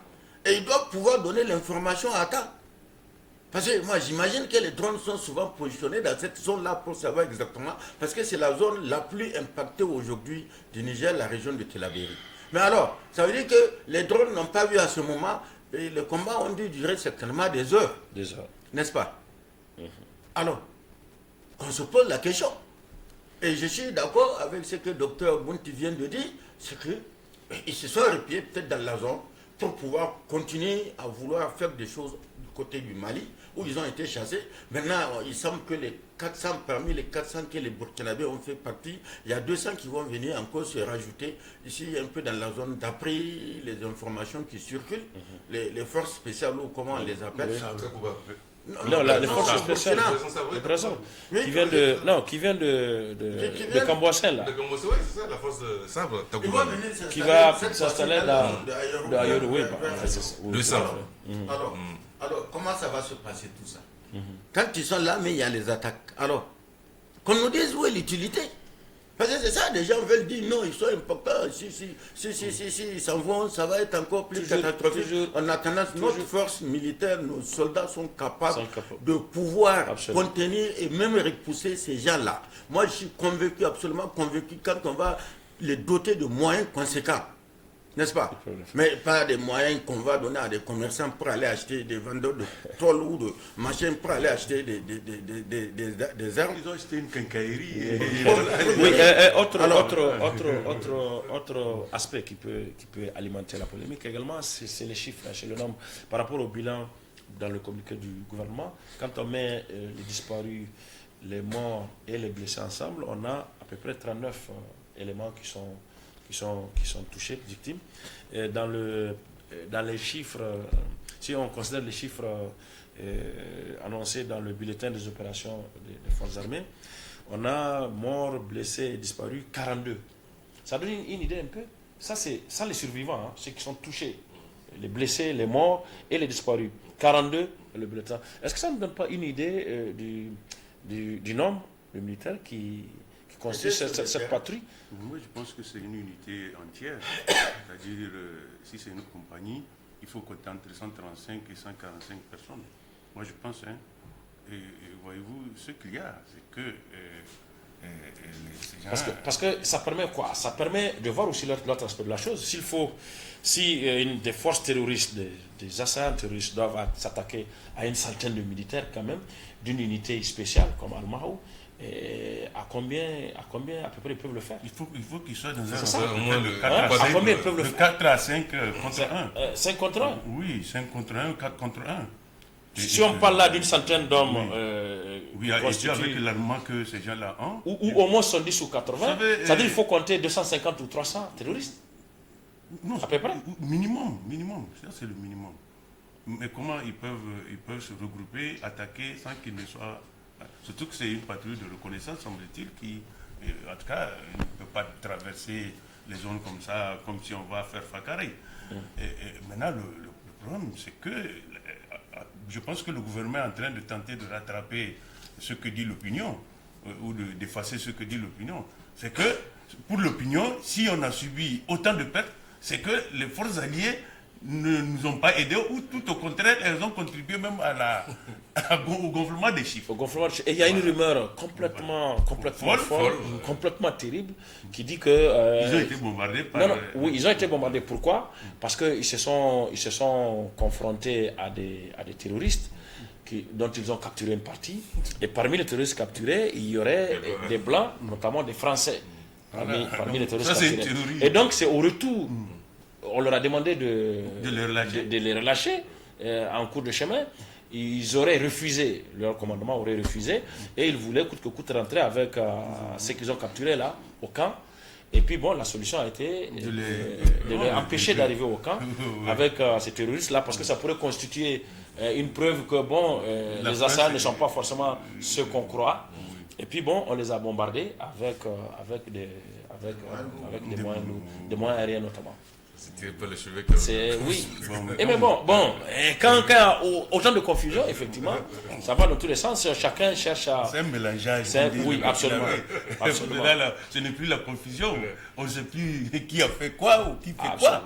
Donc, finalement, moi, quand vous voyez les images, en tout cas, ce n'est pas un bombardement aérien. Vous sentez que c'est des lance-roquettes qui ont été tirées à partir de surface. Parce que vous voyez, l'un des blindés là, en réalité, les pneus sont partis, tout le machin. Donc si c'est un bombardement aérien... Et il s'est retourné pratiquement. Oui, mais normalement, il devrait brûler ou alors, en tout cas, être dans une position où le véhicule... On va diviser en deux. Voilà. Non, minimum ou brûler. Mais bon, quand on voit les images, on sent que, en tout cas, les combats ont été après, mais c'est surtout des combats terrestres. Maintenant, sauf si peut-être les combattants terroristes ont été aidés par les forces spéciales. C'est possible. En tout cas, selon la rumeur, ces gens-là, ils ne sont pas là. Ils ont un agenda qui n'est pas le nôtre.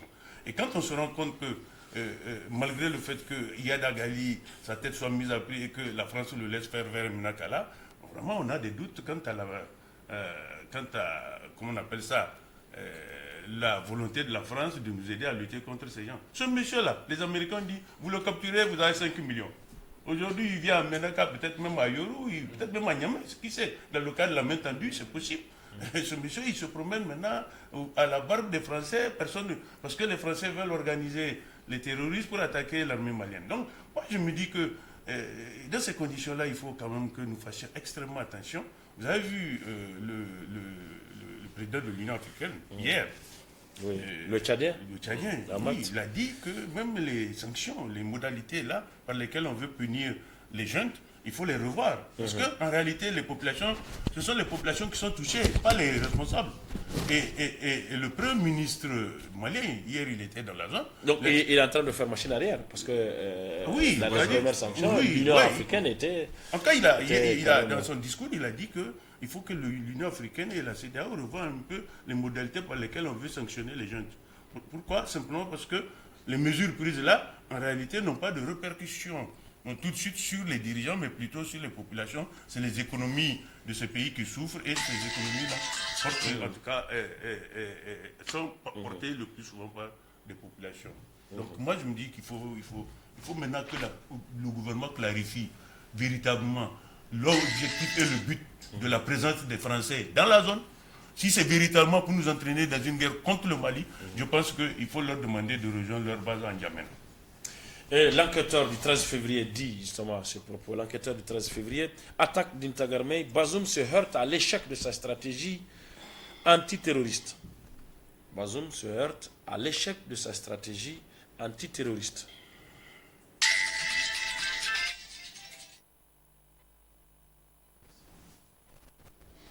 Et puis l'éclosion, le journal L'éclosion, là qui titre, le président Bazoum pris dans l'engrenage de l'insécurité et la présence militaire française. Le président Bazoum pris dans l'engrenage de l'insécurité et la présence militaire française.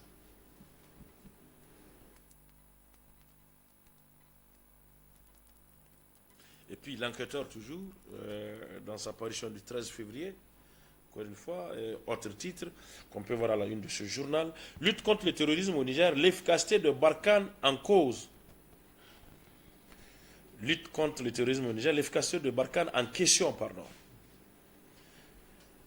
Lutte contre le terrorisme, l'efficacité de Barkhane en question. Alors, Tradam, est-ce qu'on peut parler déjà d'échec de la stratégie antiterroriste du président de la République, qui est là depuis 2 ans, selon l'enquêteur, même si l'éclosion va plus ou moins dans le même sens, en parlant d'engrenage de l'insécurité et de la présence militaire française, Bazoum est, comme qui dirait, pris entre deux feux. Oui, peut-être prier entre deux feux, mais on va parler véritablement d'échec. Parce que l'échec, quand même, comme on dit, il est inhérent à l'action. Quand on n'actionne pas, quand on n'y va pas, on ne va pas échouer. C'est la résultante. C'est vrai que, comme je l'avais dit la semaine dernière, sur plusieurs attaques, combien ont été évitées, combien on a pu prendre le dessus sur les terroristes. C'est celle-là qui nous a été fatale et qui soulève le moi. C'est tout à fait normal. Maintenant, c'est à nous de nous organiser.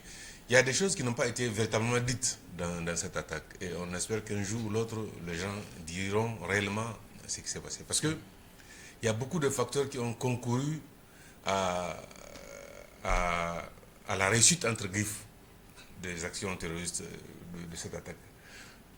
Parce que vous savez, comme on a dit que c'est à côté d'un village, c'est proche d'un village. Oui.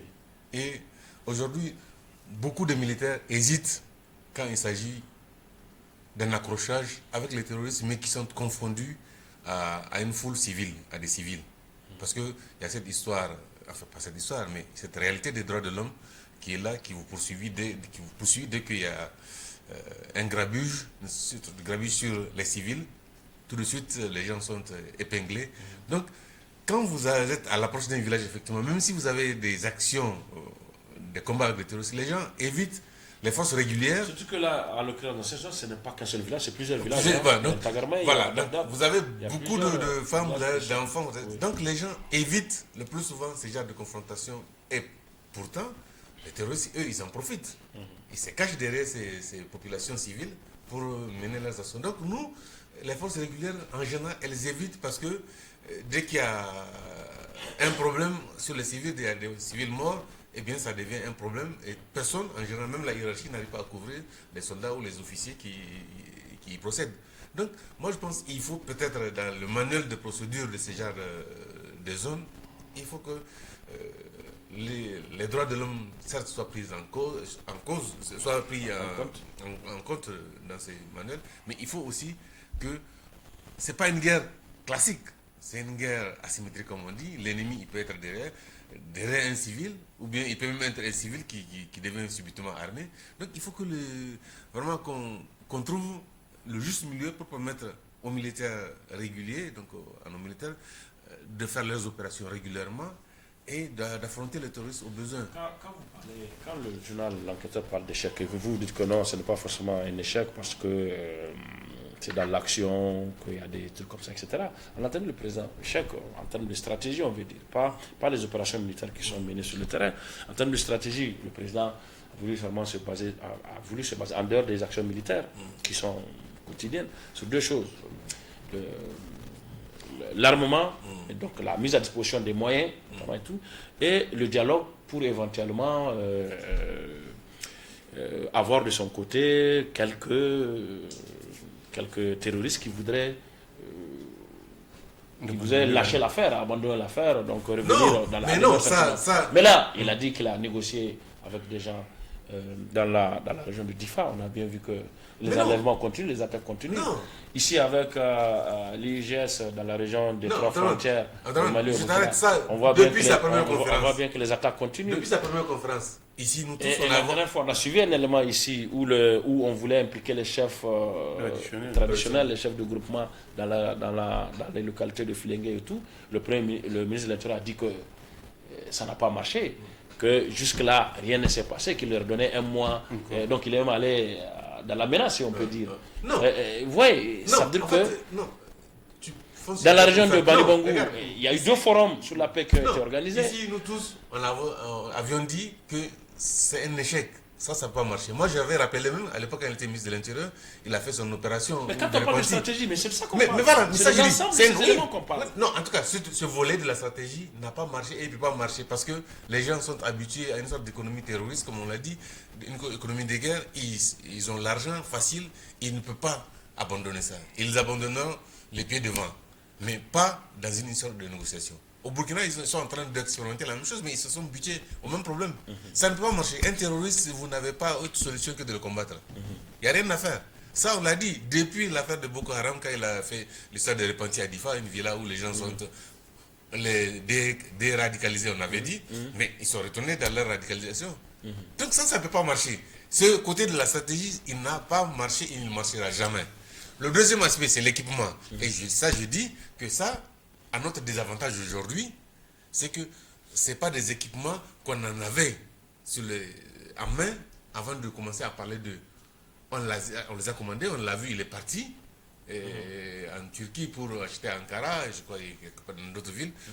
Il a même visité les usines pour acheter les armements. Mais c'est des armements que tu commandes et ça prend du temps.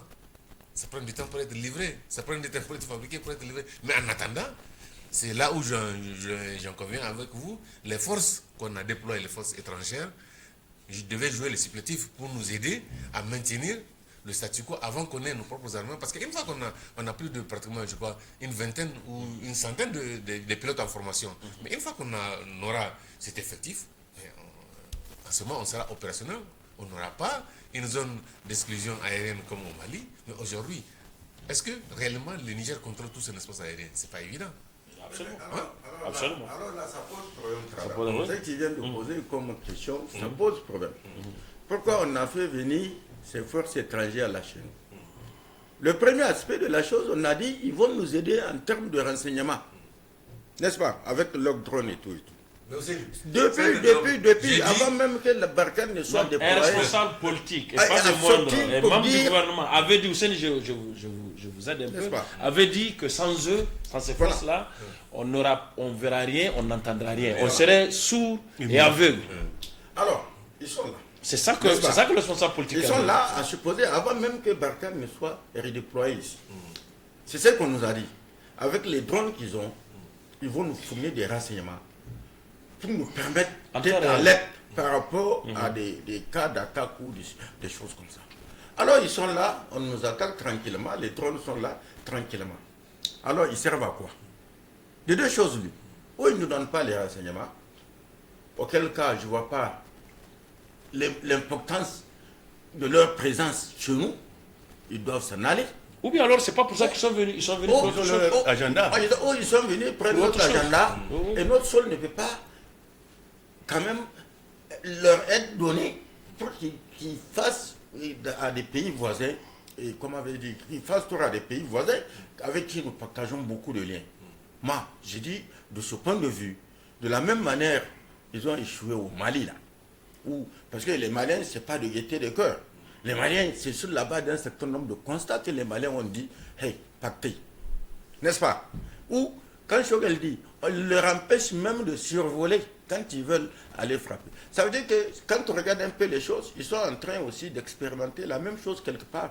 D'accord, on va faire des opérations conjointes militaires de reconnaissance et tout, comme ce qu'on a montré avant-hier. N'est-ce pas? Il y avait des hélicos en l'air avec les drones qui sont là pour surveiller. Mais voilà, subitement, en grandeur nature, un fait survient. N'est-ce pas? Et on ne voit plus les drones. Il n'y a pas les drones, il y a les hélicos, il n'y a pas. Mais on a fait quand même une simulation avec les soldats nigériens. Alors ça pose sérieusement problème. Ça pose problème.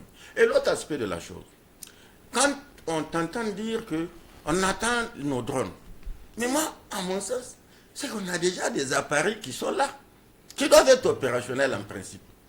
N'est-ce pas? Ne serait-ce que les hélicos de troupes. Régulièrement, on dit tel pays nous a donné tel machin. Non. N'est-ce pas? Mais ils servent à quoi? Tant que les drones ne sont pas là, on ne peut pas se servir de ces appareils-là. Ne serait-ce que pour transporter des troupes, des renforts. Ça pose un sérieux problème. Qu'on nous dise, mais moi j'ai dit, il faut que la stratégie change. Parce que pendant que les gens qui sont supposés être nos sauveurs, ils sont là, encore, on continue à faire des victimes en Maradi, des bandits. Ils viennent, ils traversent, ils viennent, ils prennent des gens, ils tuent, ils emportent le bétail. Ici, dans la région de Tillabéri, même chose. Mais il y a beaucoup d'interrogations. Non, moi, je veux dire. Non, moi, je constate. Je constate. Tout le monde constate avec toi. Mais le véritable problème c'est que jusqu'à aujourd'hui, personne n'a vu le texte que l'Assemblée a dû voter en cascade là, à la va-vite pour autoriser qu'est-ce qui est dedans. Puisque, rappelez-vous, Barkhane n'a pas pour mission de défendre le Niger. Pas du tout. Non. À l'origine, La Barkhane, modification du passage de la déclaration de politique générale. Non, mais c'est pour dire que le Niger accepte d'accueillir la force Barkhane et ses alliés. Oui, et ses alliés. Mais ses alliés. Mais non, accueillir, c'est vague. Accueillir, d'accord. Si je t'accueille, tu peux être là juste pour un temps temporaire. En fait, le groupe de mots, c'est 2 phrases. Hein, c'est 2 phrases, 3 phrases qui ont été, c'est un groupe de mots, 2 ou 3 phrases qui ont été rajoutées. Qui disent simplement que le Niger autorise ces forces-là mais personne n'a cherché à savoir s'installer qu'est-ce qu'elles vont s'installer, elles vont faire quoi. En fait, c'est ça. Mais ce qu'on nous a dit, c'est que sur le plan technique et sur le plan de l'opérationnalité ou de la matérialité, qu'il y a un texte que les deux états-majors, les 2 parties vont pondre et vont mettre... Et que c'est ça qui fera l'objet de signature. Voilà. Est-ce que tu l'as vu? On a vu la signature? Non. Mais c'est ça qui est terrible dans ce pays. Parce que les gens, on se contente, on a une société civile aujourd'hui, et même l'opposition, elle ne joue pas. Chaque personne, personne ne joue réellement son rôle. Personne n'a cherché à savoir, puisqu'on sait que la base du Niamey Barkhane, c'était pour juste épauler les opérations au Mali, Gao. Maintenant qu'elles sont finies, elles sont repliées ici. Pour faire quoi? On ne sait pas. On a mis, comme tu dis, un groupe de mots pour dire voilà, ils vont revenir au Niger. Mais on a dit qu'il y aura un texte additionnel qui va déterminer réellement entre les 2 états-majors quels sont les trucs qui vont se faire. Mais personne ne l'a vu jusqu'à aujourd'hui. Personne ne l'a vu. Non, personne. En tout cas, moi, je ne l'ai pas vu. Mais toi, tu ne peux pas voir. Mais ceux qui sont au pouvoir, qui ont autorisé là, ils ont dû voir ça. Alors, pourquoi ils cachent à la population? Mais voilà, c'est tout le problème est là. Les forces, elles n'ont pas. C'est pourquoi j'ai dit qu'elles devaient être les supplétifs. Et c'est qu'on constate, avant l'arrivée de nos hommes. Et c'est qu'on constate, en dehors des premières forces, des forces initiales qui étaient prévues, notamment Barkhane, avec ces 3000 hommes qui devaient quitter le Mali pour se mettre, et ses alliés européens, etc., l'Allemagne, l'Italie, la Suède, ou quoi là. Donc ils devaient venir. Mais voilà que les forces qui étaient stationnées au Burkina Faso, qui devraient être plus ou moins permanentes là-bas, quittent et viennent s'installer chez nous. Est-ce qu'elles font partie du dispositif initial? C'est ça. Mais toute la question là, on ne sait pas. Il n'y a aucun texte, personne n'a vu le texte. Les terrains du pouvoir peut-être non. Si vous avez suivi les explications des officiels, les forces françaises et alliées sont là pour nous épauler dans le cadre de la lutte antiterroriste. Cela sous-entend, selon ce qu'ils ont dit, et selon ce que les autorités ont dit, que ces forces-là vont encadrer nos militaires et éventuellement leur apporter des appuis aériens en cas d'attaque. Or, des appuis en renseignement aussi. Voilà, en renseignement. Or, on se rend compte que quand il y a attaque, ces forces ne sont jamais là. Mais par contre, ces forces-là sont sur le même territoire que nos militaires, elles ne sont pas attaquées. C'est ça qui soulève des interrogations. Moi, je n'ai pas vu une patrouille française qui a été attaquée. Or, en principe, l'un des objectifs idéologiques les terroristes, l'IGS, c'est attaquer les forces occidentales. Voilà. Je n'ai pas vu l'IGS attaquer les forces françaises en mouvement, ni en stationnement. Donc, mais qu'est-ce qui se passe? C'est que dès que nos forces sortent, elles sont harcelées, elles sont attaquées. Et moi, je me dis, alors là, à quoi servent les Français? Et dans l'opinion de plus en plus, et je pense que c'est pourquoi même les syndicats là commencent à demander le départ, dans l'opinion de plus en plus, à partir du moment où les Français ont collaboré avec les terroristes au Mali, on les a chassés, ils ont collaboré avec les terroristes au Burkina, on les a chassés, ils sont en train de collaborer avec les terroristes au Niger.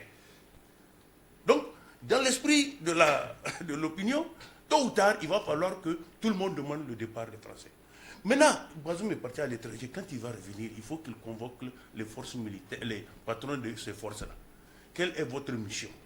Si véritablement c'est de rester l'arme au pied pendant qu'on massacre nos soldats, véritablement prenez vos bagages. Vous voulez dire que c'est pas réellement ça? Non, moi je pense que non, il l'a embobiné. Moi je suis persuadé qu'un chef d'État digne ne peut pas accepter que des gens viennent s'installer à la frontière, déstabiliser d'abord ce que Koutia et Dioré a refusé dans le cadre du Nigeria, déstabiliser le Mali et observer que ces gens-là, pendant que nos forces sont en difficulté, en tout cas... Officiellement, ces forces françaises à la frontière malienne ne sont pas là pour déstabiliser le Mali, ils sont là pour empêcher le reflux des terroristes maliens vers notre territoire. Alors qu'ils sont en fait, officiellement, le ministre encore une fois, le même d'ailleurs a dit qu'il s'agit d'une ceinture de sécurité que constitueraient ces forces pour le Niger en cas de reflux massif. Vous l'avez entendu, non? Ça, c'est la vérité d'État. Une ceinture de sécurité. Ça, c'est la vérité d'État. Voilà. Mais entre la vérité d'État et la réalité, il y a parfois un gros gouffre. Et c'est pourquoi je dis, j'insiste à savoir. Hussein, tu dis que tu l'as lu. Ah, il a dit qu'il y en a qui l'ont lu. Oui. Il y en a qui l'ont et qui l'ont lu. Il y en a qui ont accepté. Ils ont dit savoir tous les contours. Mais voilà, donc, pourquoi cache-t-on les contours? Mais voilà, parce que le contour justement que tu dis, oui, c'est pas forcément ce qui est la vérité sur le terrain. Non, mais alors, mais ça pose un sérieux problème, ce que tu es en train de dire là. Mais c'est ce que tu es en train de dire là. Oui, mais parce que ça veut dire qu'il y a une espèce de, trahir le pays, parce qu'on veut protéger déjà. C'est ça que ça signifie?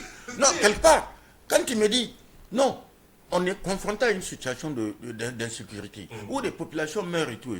Et voilà, on dit, ces gens, ils sont indispensables. Et ils sont là. Ils sont censés nous aider quand on est en difficulté.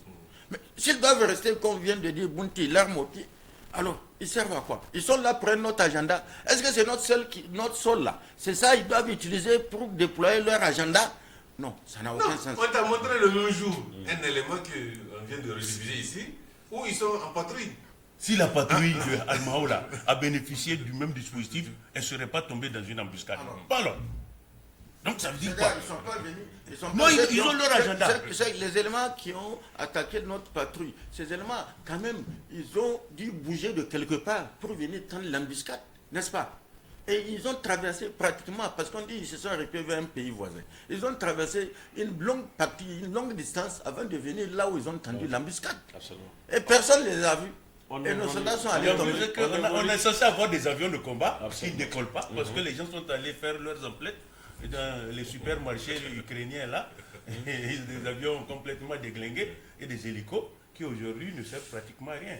Vous avez pour que le Niger soit fiable de lui-même en matière de défense aérienne, il faut forcément dans 1 ou 2 mois encore. Ça c'est clair. On n'a pas pour le moyen, on utilise ceux des autres, et ces autres-là, ils les donnent. Même les drones là ne seront pas installés à Niamey. Le problème, les drones seront installés, je crois, à Tilia. Oui, c'est normal les drones. Oui, c'est là la zone de prédilection. Oui, ils sont en train de construire les pistes là-bas. Bon. Mais moi, vous savez, tout le problème apparemment, c'est que les gens ne veulent pas créer un certain nombre d'armements autour de Niamey. Voilà. C'est surtout ça. Alors, on évolue, il nous reste peu de temps, une quinzaine de minutes. On va l'utiliser pour lire les messages et les commentaires qui nous parviennent. L'un des premiers vient de M. Soumana, qui nous écrit depuis Niamey. Il dit, et sa question est toute simple, claire. Pourquoi suite à ce carnage, il n'y a pas eu de deuil national du moment où même la vie d'une seule personne est sacrée? Pourquoi il n'y a pas eu deuil national, on n'a pas décrété de deuil national? Peut-être parce que la mort est devenue une banalité, et voilà. Et que maintenant, oui, chaque semaine, il arrive avec son lot de morts, pratiquement. Pourquoi? Voilà. C'est ça. Du moment où on cache même le nombre de morts. On cherche à cacher même le nombre. Oui, mais prenez un comme ça. Oui, j'ai dit à partir du moment où on arrive à un moment où on cherche à cacher même le nombre de victimes, moi je dis c'est extrêmement grave. On ne doit pas cacher des morts. On doit pouvoir dire, surtout c'est des soldats qui sont là pour défendre la patrie, pour défendre l'intégrité du territoire. Le politicien ne va pas venir s'asseoir dans son bureau pour vouloir minimiser des choses graves. C'est un peu pour ça, quoi. Ça procède de la même dynamique. À deuil, ça veut dire 3 jours, il faut mettre les drapeaux en berne et tout. Bon, on laisse passer, c'est pas grave. Dans tous les cas, c'est devenu routinier, ce genre de choses. C'est un peu comme ça, moi je vois. Pourquoi il n'y a pas eu, comment dirais-je, l'annonce du deuil? Parce qu'à partir du moment où même le nombre a été minimisé, comme le montre le bulletin de l'armée, c'est-à-dire c'est jusqu'à 17. Vous voyez, 17 au moins ont été, comment ça s'appelle, a été, comment dire, passé sous silence. Bon. Ça dit, bon, 10 pour 10, est-ce que ça Il n'y a vaut- pas de réponse à cette question, on ne sait pas. Non, mais quand vous voyez que même le haut représentant du président de la République se trompe sur les dates, donc ça veut dire que c'est une banalité, c'est rien. Oui. Mais président de haut représentant du président de la MRN, tu signes ce genre de communiqué. Lundi, 10 février. Non, s'il vous plaît. Mais ça veut dire quoi? Ils ne sont pas prêts à décréter des journées de deuil, c'est fini. C'est-à-dire que pour eux, c'est devenu, la mort est devenue tellement quotidienne. Vous voyez? Maintenant, qu'est-ce qui se passe? On a noyé l'affaire de Intergarmi là dans le bulletin hebdomadaire. Voilà. Donc voilà, c'est pour dire qu'on l'insère dans un lot d'actions ou de morts. Parce que vous avez vu, le même jour où ça a été annoncé, à Zender, c'est passé la semaine de la palanquée à la plaisanterie, je crois. Le programme de la télévision nationale, on continue comme si de rien n'était. Ils ont juste observé, je crois, une minute de silence, et puis bon, la musique a repris. Et 2 jours après, le 3 juin, le lundi, notamment le lundi 13 février, le président de la République s'est envolé pour Bruxelles. Pour un dîner. Bruxelles. Avec madame. Madame, sur l'invitation, ça me dit, du président de la Commission européenne. Donc, c'est. Oui, ça. En tout cas, c'est. Je ne dirais pas que c'est une marque de fabrique pour ce régime, mais en tout cas, la considération qui devait être accordée aux morts, elle n'est pas très fréquente parfois dans. Oui, c'est vrai, parce que les Nigériens ont été habitués à ça. 10 ans durant, sous le régime de Soufou, qui a eu l'habitude de s'envoler pour l'extérieur, souvent le jour même où les attaques ont lieu. Malheureusement. Monsieur Ousseini, là, monsieur Adamou Ousseini, qui est encore plus critique, mais lui, envers le ministre de la Défense, ou en tout cas le gouvernement, voici un autre événement qui montre l'amateurisme de certains ministres de ce pays. Dites-moi, quelle expérience a le ministre de la Défense actuel pour mériter ce poste? Est-il un grand diplomate qui peut apporter plus d'armes aux soldats? Est-il quelqu'un ayant l'expérience terrain auprès des forces de l'ordre? Est-il un expert en sécurité? Absolument rien. Voilà un ministre qui n'a pas occupé un seul poste à responsabilité depuis l'avènement de la démocratie dans ce pays et qu'on parachute à ce poste. On est le seul pays en guerre au monde qui ne met presque jamais pas l'homme qu'il faut à la place qu'il faut. Comme si la seule mission du ministre de la Défense est de contrôler les contrats du dit ministère. Après, on va accuser les gens qui se posent des questions d'être contre les forces, contre les FDS de ce pays. C'est malheureux, la mentalité de l'argent a détruit tout. La richesse mal. Bien évidemment, c'est ce qu'on est en train de dire. Non, parce que vous savez, on a transformé le ministère de la Défense où pendant longtemps dans ce pays, on a considéré que les questions relatives à l'armée, tout ça, on dit secret défense, n'est-ce pas? C'était un gros bailleur de fonds, le ministère de la Défense, un truc de marché. On a vu avec l'affaire MDN, où, bon, ils ont donné des marchés d'acquisition d'armes à la clientèle politique et tout, sans se soucier de quel type de qualité, quel machin on va aller acheter pour donner à des gens qui vont aller sur le terrain, n'est-ce pas? Mais bien évidemment, ils ne vont jamais se débarrasser de ce ministère-là parce que c'est un ministère où on peut mettre la cagnotte, on peut mettre beaucoup de sous dans le compte du parti à travers les marchés publics qu'on donne. C'est pour ça, il n'y a pas ce souci-là de dire, bon, il faut mettre vraiment quelqu'un qui a le profil pour pouvoir gérer efficacement le ministère. Moi, je me dis, ça procède simplement de ça.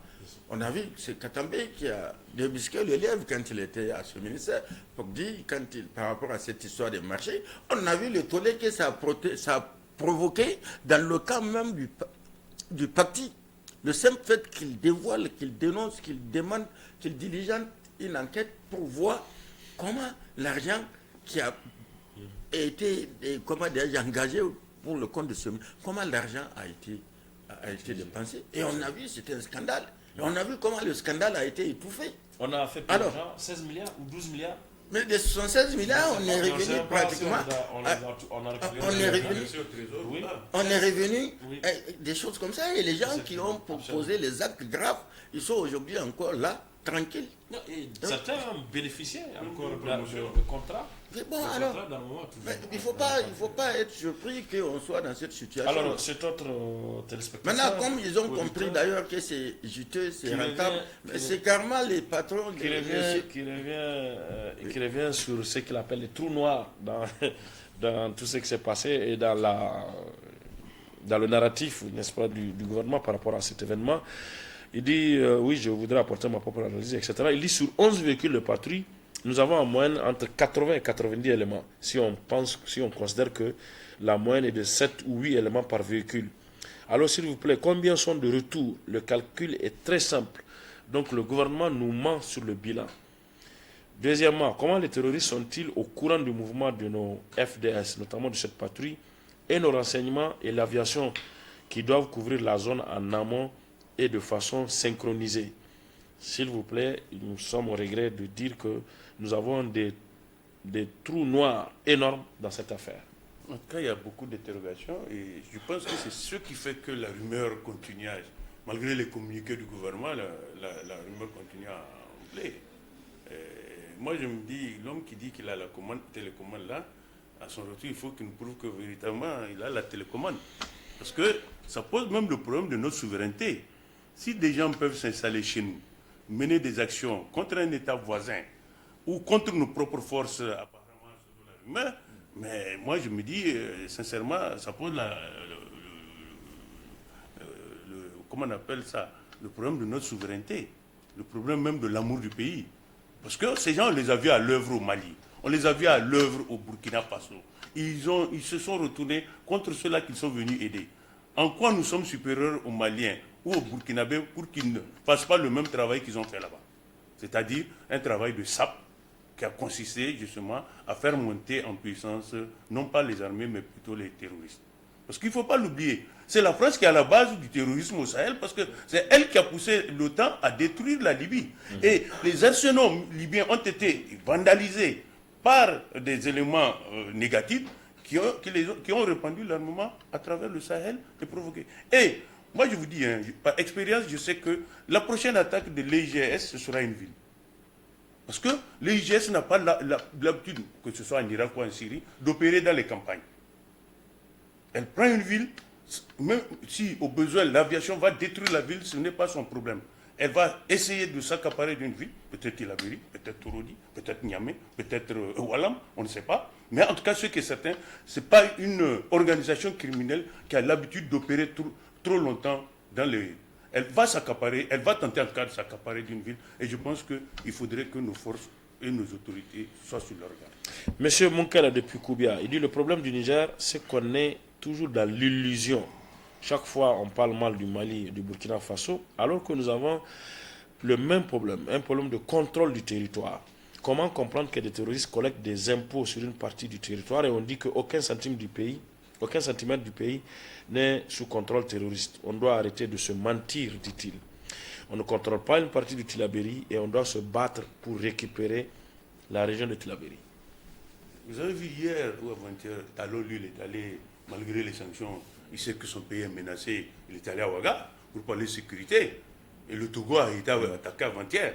Avant-hier, je crois que c'était le vendredi, l'armée burkinabé a été obligée d'intervenir vers Bitou pour décimer, en tout cas, une colonne. Donc, les gens sont conscients qu'aucun de nos pays n'est à l'abri. Donc, le Niger ne peut pas continuer à croire que non, ces gens-là n'interviendront qu'au Mali, ils ne feront du mal qu'aux Maliens, ils ne vont pas... Et la preuve, c'est qu'ils nous ont déjà fait du mal. Et je pense que même si éventuellement ils sont sur notre territoire, il va falloir leur demander de dégager. Parce que la politique de la main tendue là, véritablement, ça conduit à quoi? Ça conduit à ce désastre. Donc, moi je suis d'avis avec tout à l'heure le commentateur là.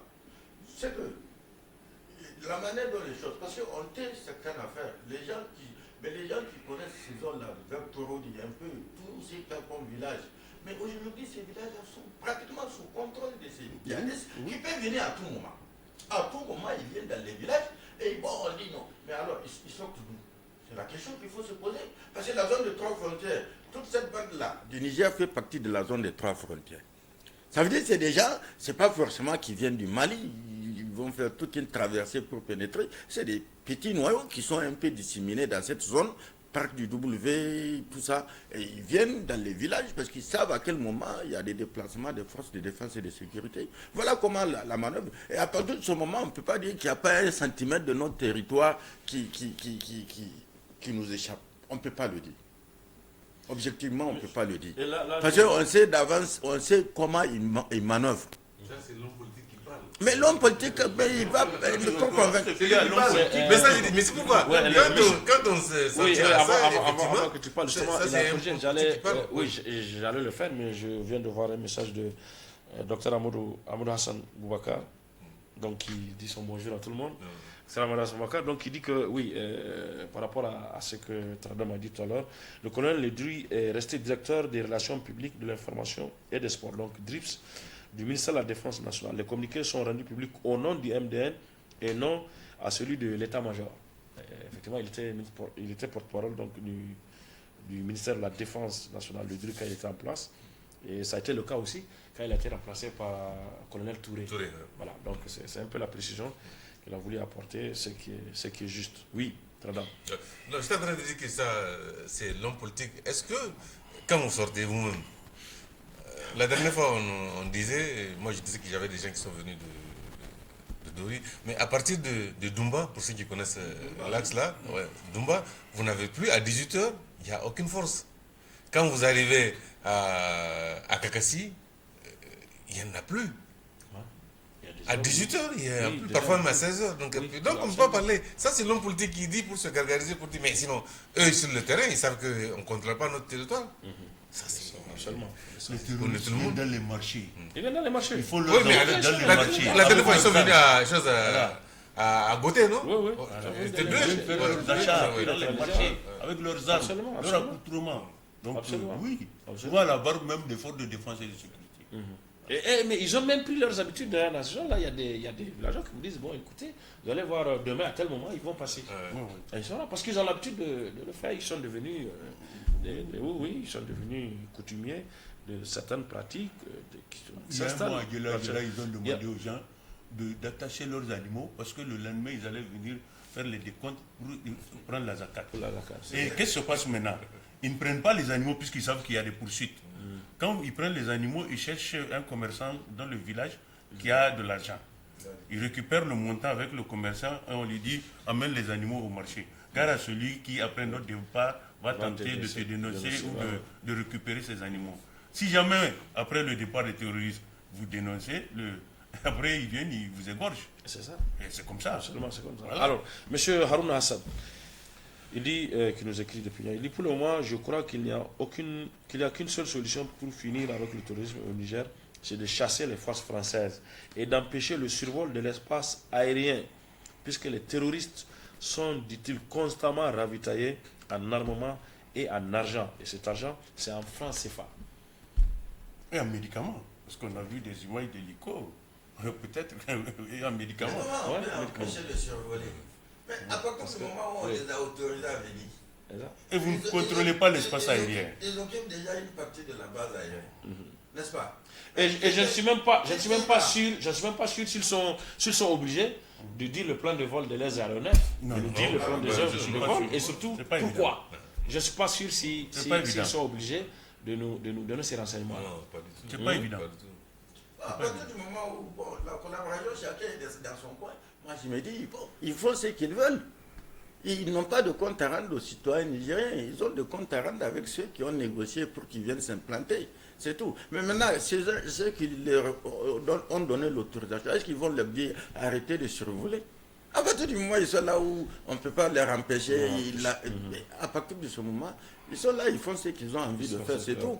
Et les gens, regarde comment on empêche même aux gens de manifester dans la rue pour demander leur départ. N'est-ce pas? Il y a des ministres qui sont sortis carrément pour menacer, en traitant les gens de petits agités qui représentent rien du tout. On ne leur donne pas cette possibilité-là de sortir. Absolument. Elhaji Maïga Alzuma, Nigérien tout court qui revient, on a fait quelques semaines, on l'a pas lu. Il dit ces drames nous interpellent une fois de plus sur notre méthode de lutte contre le terrorisme. Ce n'est plus depuis longtemps une affaire de militaires uniquement. C'est plus que jamais une affaire citoyenne nationale. Nous devrions absolument aller vers des assises nationales de défense de la patrie. Mais le problème, c'est qu'on nous organise des forums, mais ça Oui, donne des forums le localement. Oui, en plus, c'est que moi, je suis peut-être en partie d'accord de plus en plus avec certains qui disent que c'est parce que le développement manque dans les régions. nous sommes de la région, hein, moi je suis de Nakou. Il n'y a même pas de bus pour aller chez nous, pourtant c'est une chefferie. Oui. Donc, c'est vous dire qu'il n'y a rien, il n'y a rien. Quand vous voyez l'état de nos campagnes, c'est apparemment les zones les plus pauvres d'Afrique. Les plus pauvres, hein. En dehors peut-être des trucs namibiens là. Nous en sommes encore au 15e siècle, dans des huttes complètement déclinquées. Et il n'y a même pas de route, il n'y a rien. Et je crois que c'est ce que Ibrahim Traoré est en train de faire comprendre au Burkinabé. Si cela nous arrive, par exemple au nord et à l'est, c'est simplement parce que ces zones-là ont été délaissées. Il l'a dit même. Oui, il l'a dit. Il l'a dit. Oui, regardez la route qui va à Fada là. Et depuis 2 ans, normalement, elle est censée être reprise. Je crois que l'entrepreneur a pris ses sous et puis il a prétexté les sécurités, il s'en est allé. Alors que les travaux ont été lancés. Et dans le cas du G5 Sahel, je crois qu'une zone comme Bani Bangou devrait être bitumée. Ça ne l'a jamais été. Mais non, tu pars à partir de Wallam. Quand tu passes un peu Wallam, la route s'arrête là. Partout, dans n'importe quelle direction. Mais à partir des terrains, alors, à partir des mais terrains, on ne peut pas dire. Ça fait quoi 110 ou 80 km? Pas plus, c'est tout. 80 km. Tu mets 2 heures avant d'arriver. Si la route était goudronnée, tu mets, mais tu mets une demi-heure. Tu mets une demi-heure pour aller là-bas. Et donc ça allait faciliter. Même pour aller à partir de Wallam, pour aller chez l'ancien président de la République, le défunt président Ali Chebou, 58 km, il faut mettre 4 trucs de camp parce que c'est une latérite tellement dans un état totalement délabré et tout. 4 ou 5 heures de temps pour arriver. Pour parcourir 58 km. Absolument. Et s'il y avait une route goudronnée où on peut parcourir 4 même la km en 30 minutes, oui, peut-être. C'est sûr que les villages ou les villes qui seraient sur la voie là ne seraient pas attaquées comme ça aussi facilement. Parce que ils sont isolés. Et si les terroristes ont opté pour la moto, c'est que et en période d'hivernage, en période d'hivernage encore c'est pire. On met une demi-journée pratiquement pour faire les 110 ou 80 km là. Quand on quittera le matin, il faut l'après-midi pour arriver à Dorben. Ah mais non, ça c'est dans le meilleur des cas. En saison de pluie. En saison de pour aller déjà à Foneko, mais c'est la croix et la bannière. Parfois, vous êtes arrêté à midi pendant 1 heure ou 2 heures de temps pour laisser passer l'eau. Oui, absolument. Alors, monsieur Moussa Zakari, qui nous écrit depuis Wallam, il dit la conclusion à tirer est que la présence des forces étrangères s'avère plus nocive que salvatrice. La preuve est qu'au moment où nos braves soldats périssaient sous les balles des terroristes et leurs complices, l'armée malienne a, elle, neutralisé 82 terroristes et capturé plusieurs autres, comme celle du Burkina Faso qui triomphe aussi combat après combat. Quel est donc l'intérêt de ce foisonnement de ces forces étrangères si nos FDS ne peuvent même pas bénéficier de leur soutien? Elles ont leur agenda qui n'est pas le nôtre. Et donc elles ont leur télécommande qui n'est pas celle de Bazoum. Voilà. Ou peut-être même une chaîne télé qui n'est pas la chaîne qu'ils regardent. Je pense que véritablement ça là, dans les semaines ou mois à venir, ça va faire monter la tension et les gens vont de plus en plus demander le départ des Français. Moi j'ai vu une seule chose. Depuis 70 ans, le seul projet que la France a fait aboutir ici, c'est l'histoire de l'armement de Agali là. C'est pour la première fois, il y a un projet, on a doté les forces un bataillon, je crois, non, de quelques moyens. Et bon, en tout cas, c'est le seul projet que j'ai vu les Français faire aboutir, que ce soit dans le domaine militaire ou que ce soit dans le domaine civil. Et voilà pourquoi l'ambassadeur en grande pompe était allé là, carrément au soleil se bronzer. Voilà. Bonjour, mon frère. Pourquoi on ne met pas un avion pour éclairer la troupe en mouvement? On l'a fait avec le MNJ où ils ont utilisé des tétras, dit-il, des avions tétras, pour éclairer tous les mouvements. Pourquoi cette fois on ne le fait pas? C'est ça, sa question. Alors que le danger est beaucoup plus prégnant maintenant. Et l'ennemi plus redoutable. Avec le MNJ, on sait celui qui était à ce moment au pouvoir, il voulait des résultats immédiats, n'est-ce pas? Et il les a obtenus. Il dit, bon, comme les gens, parce qu'on a tout fait pour qu'il aille négocier, il dit non, moi je ne négocie pas avec des gens qui vont prendre les armes contre leur pays. La solution radicale a consisté à acheter les hélicos là, de combat. Comment on les appelle, je ne connais même plus. Je les ai vus une fois sur le tarmac de l'aéroport d'Agadez. D'Agadez là, impressionnant. Et c'est ça qui a permis de mettre fin au mouvement, n'est-ce pas? J'étais dans la région d'Agadez au moment où on regroupait les terroristes là. à 43 km d'Agadez. Et lors d'un vol d'entretien, les 2 hélicoptères ont survolé la base. La base s'est vidée. Oui. Après, quand on a ramené... Ils ont dit non, c'est ces gens-là qui nous ont obligés à venir négocier. Donc, non, ils ont dit qu'il y a des unités qui ont disparu totalement. Parce que vous savez que les hélicos, l'arrêt des bombes de 250 kg. Oui, oui. Et souvent, les missiles qu'ils envoient à 10-12 km déjà, ils font feu. Ils font mouche et puis ils font demi-tour. Maintenant, le problème qu'il y a avec les Français et les Occidentaux, faites très attention, il faut suivre leur discours. Regardez même le ballon que les Américains ont. Ils disent, ouais, le missile qu'on a envoyé fait 400 000 $. Donc, en réalité, ils se battent en calculant les coûts. Alors que, par exemple, la Russie n'est pas dans ce cadre-là. Donc, est-ce que, finalement... mais même en France, l'opération Barkhane, et même ça va dans un moment, les discussions à l'Assemblée française, c'est basé sur tout ça, que c'était une guerre coûteuse. Voilà. 1 million d'euros par jour, donc c'était beaucoup. Oui. D'entretenir... donc, moi, je me dis, peut-être que leurs hélicoptères ont même survolé la zone de combat sans larguer une seule bombe parce qu'ils se disent que ça coûte cher. Et voilà, et on finit justement avec ce message-là qui corrobore un peu ce que vous dites, mais sur un autre aspect. Sur un autre aspect, monsieur Abdourazak Souley, qui nous écrit depuis le quartier aéroport à Niamey, finit avec son message et on est à la fin. Il dit bonjour, ce qui est de plus en plus évident pour l'opinion nationale est que tout concourt à dire qu'il n'y a pas de clarté autour des forces françaises. L'élément diffusé sur Télé Sahel, dont la dame faisait cas la semaine passée, n'est qu'une opération de coup de com' organisée pour sûrement justifier la nécessité et l'efficacité de la collaboration entre les forces françaises et nigériennes. Sinon, cette dernière attaque démontre qu'il n'y a pas de patrouille mixte réelle sur le terrain et que les moyens aériens ne bougent que si les Français eux-mêmes bougent. Car sûrement, si les Français étaient dans la patrouille attaquée, les vecteurs aériens seraient avec eux tout le long du parcours, comme nous l'avons vu sur Télé Sahel. Moi, dès que j'ai vu ça, non, honnêtement, ça dit c'est une question de dire, il faut qu'on ne bouge que quand leurs soldats sont eux à mouvement. Sinon, ils ne bougeront pas. Il faut qu'on soit d'accord que ces forces-là soient là. Vous voyez ce qu'ils peuvent faire. Il y a un hélico qui est là, 2 hélicos, il y a des blindés, il y a en plus les drones et repères qui sont là. Oui, d'accord. Même quand ça se fait, ce que le dictateur nous dit, même quand ça se fait, ils le font parce que les soldats un mouvement. Sinon, ils le font. Non, mais bien évidemment. Mais la preuve, on a diffusé comment l'élément la veille et le lendemain. Non, c'est le jour. Le jour où on a diffusé, c'est le même jour là où nos soldats sont allés tomber dans l'embuscade. Expliquez-moi comment. Parce qu'il n'y avait pas d'éclaireur. Comment ça a pu se passer? C'est-à-dire que logiquement, cet élément-là, si l'État fonctionnait, il n'allait même pas être diffusé. Objectivement, il ne peut pas être diffusé, ou s'il est diffusé, c'est pour dire que malgré tout ça, c'est arrivé. Parce que ça s'est passé vers 11h, 11h, 14h, et l'élément a été utilisé à 20h30. Donc, les gens ont eu le temps de savoir qu'il y a eu une attaque et que voilà comment ça a été fait. Personne ne connaissait le bilan. Non, même si on ne connaissait pas le bilan, non, attention. C'est une communication, ils font. Pour vous dire qu'il n'y aura pas ça. Donc, si vous diffusez un élément comme ça, le matin, il y a eu un cas contraire, donc vous ne pouvez pas. C'est parce que ça ne fonctionne pas. Effectivement, ça n'a pas fonctionné. C'est pourquoi cet élément a été diffusé. Mais sinon, ça ne va pas être diffusé. Puisqu'il y a eu l'élément. L'attaque a eu lieu à 11h.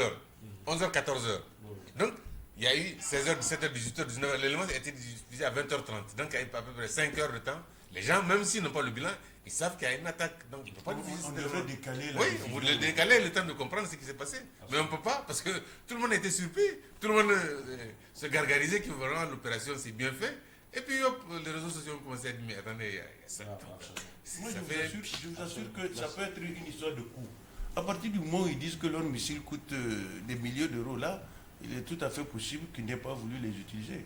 Parce que, bon, c'est quoi la vie d'un nègre pour eux? Mais regardez, un ballon qui traverse le sol américain, on envoie des pilotes là-bas.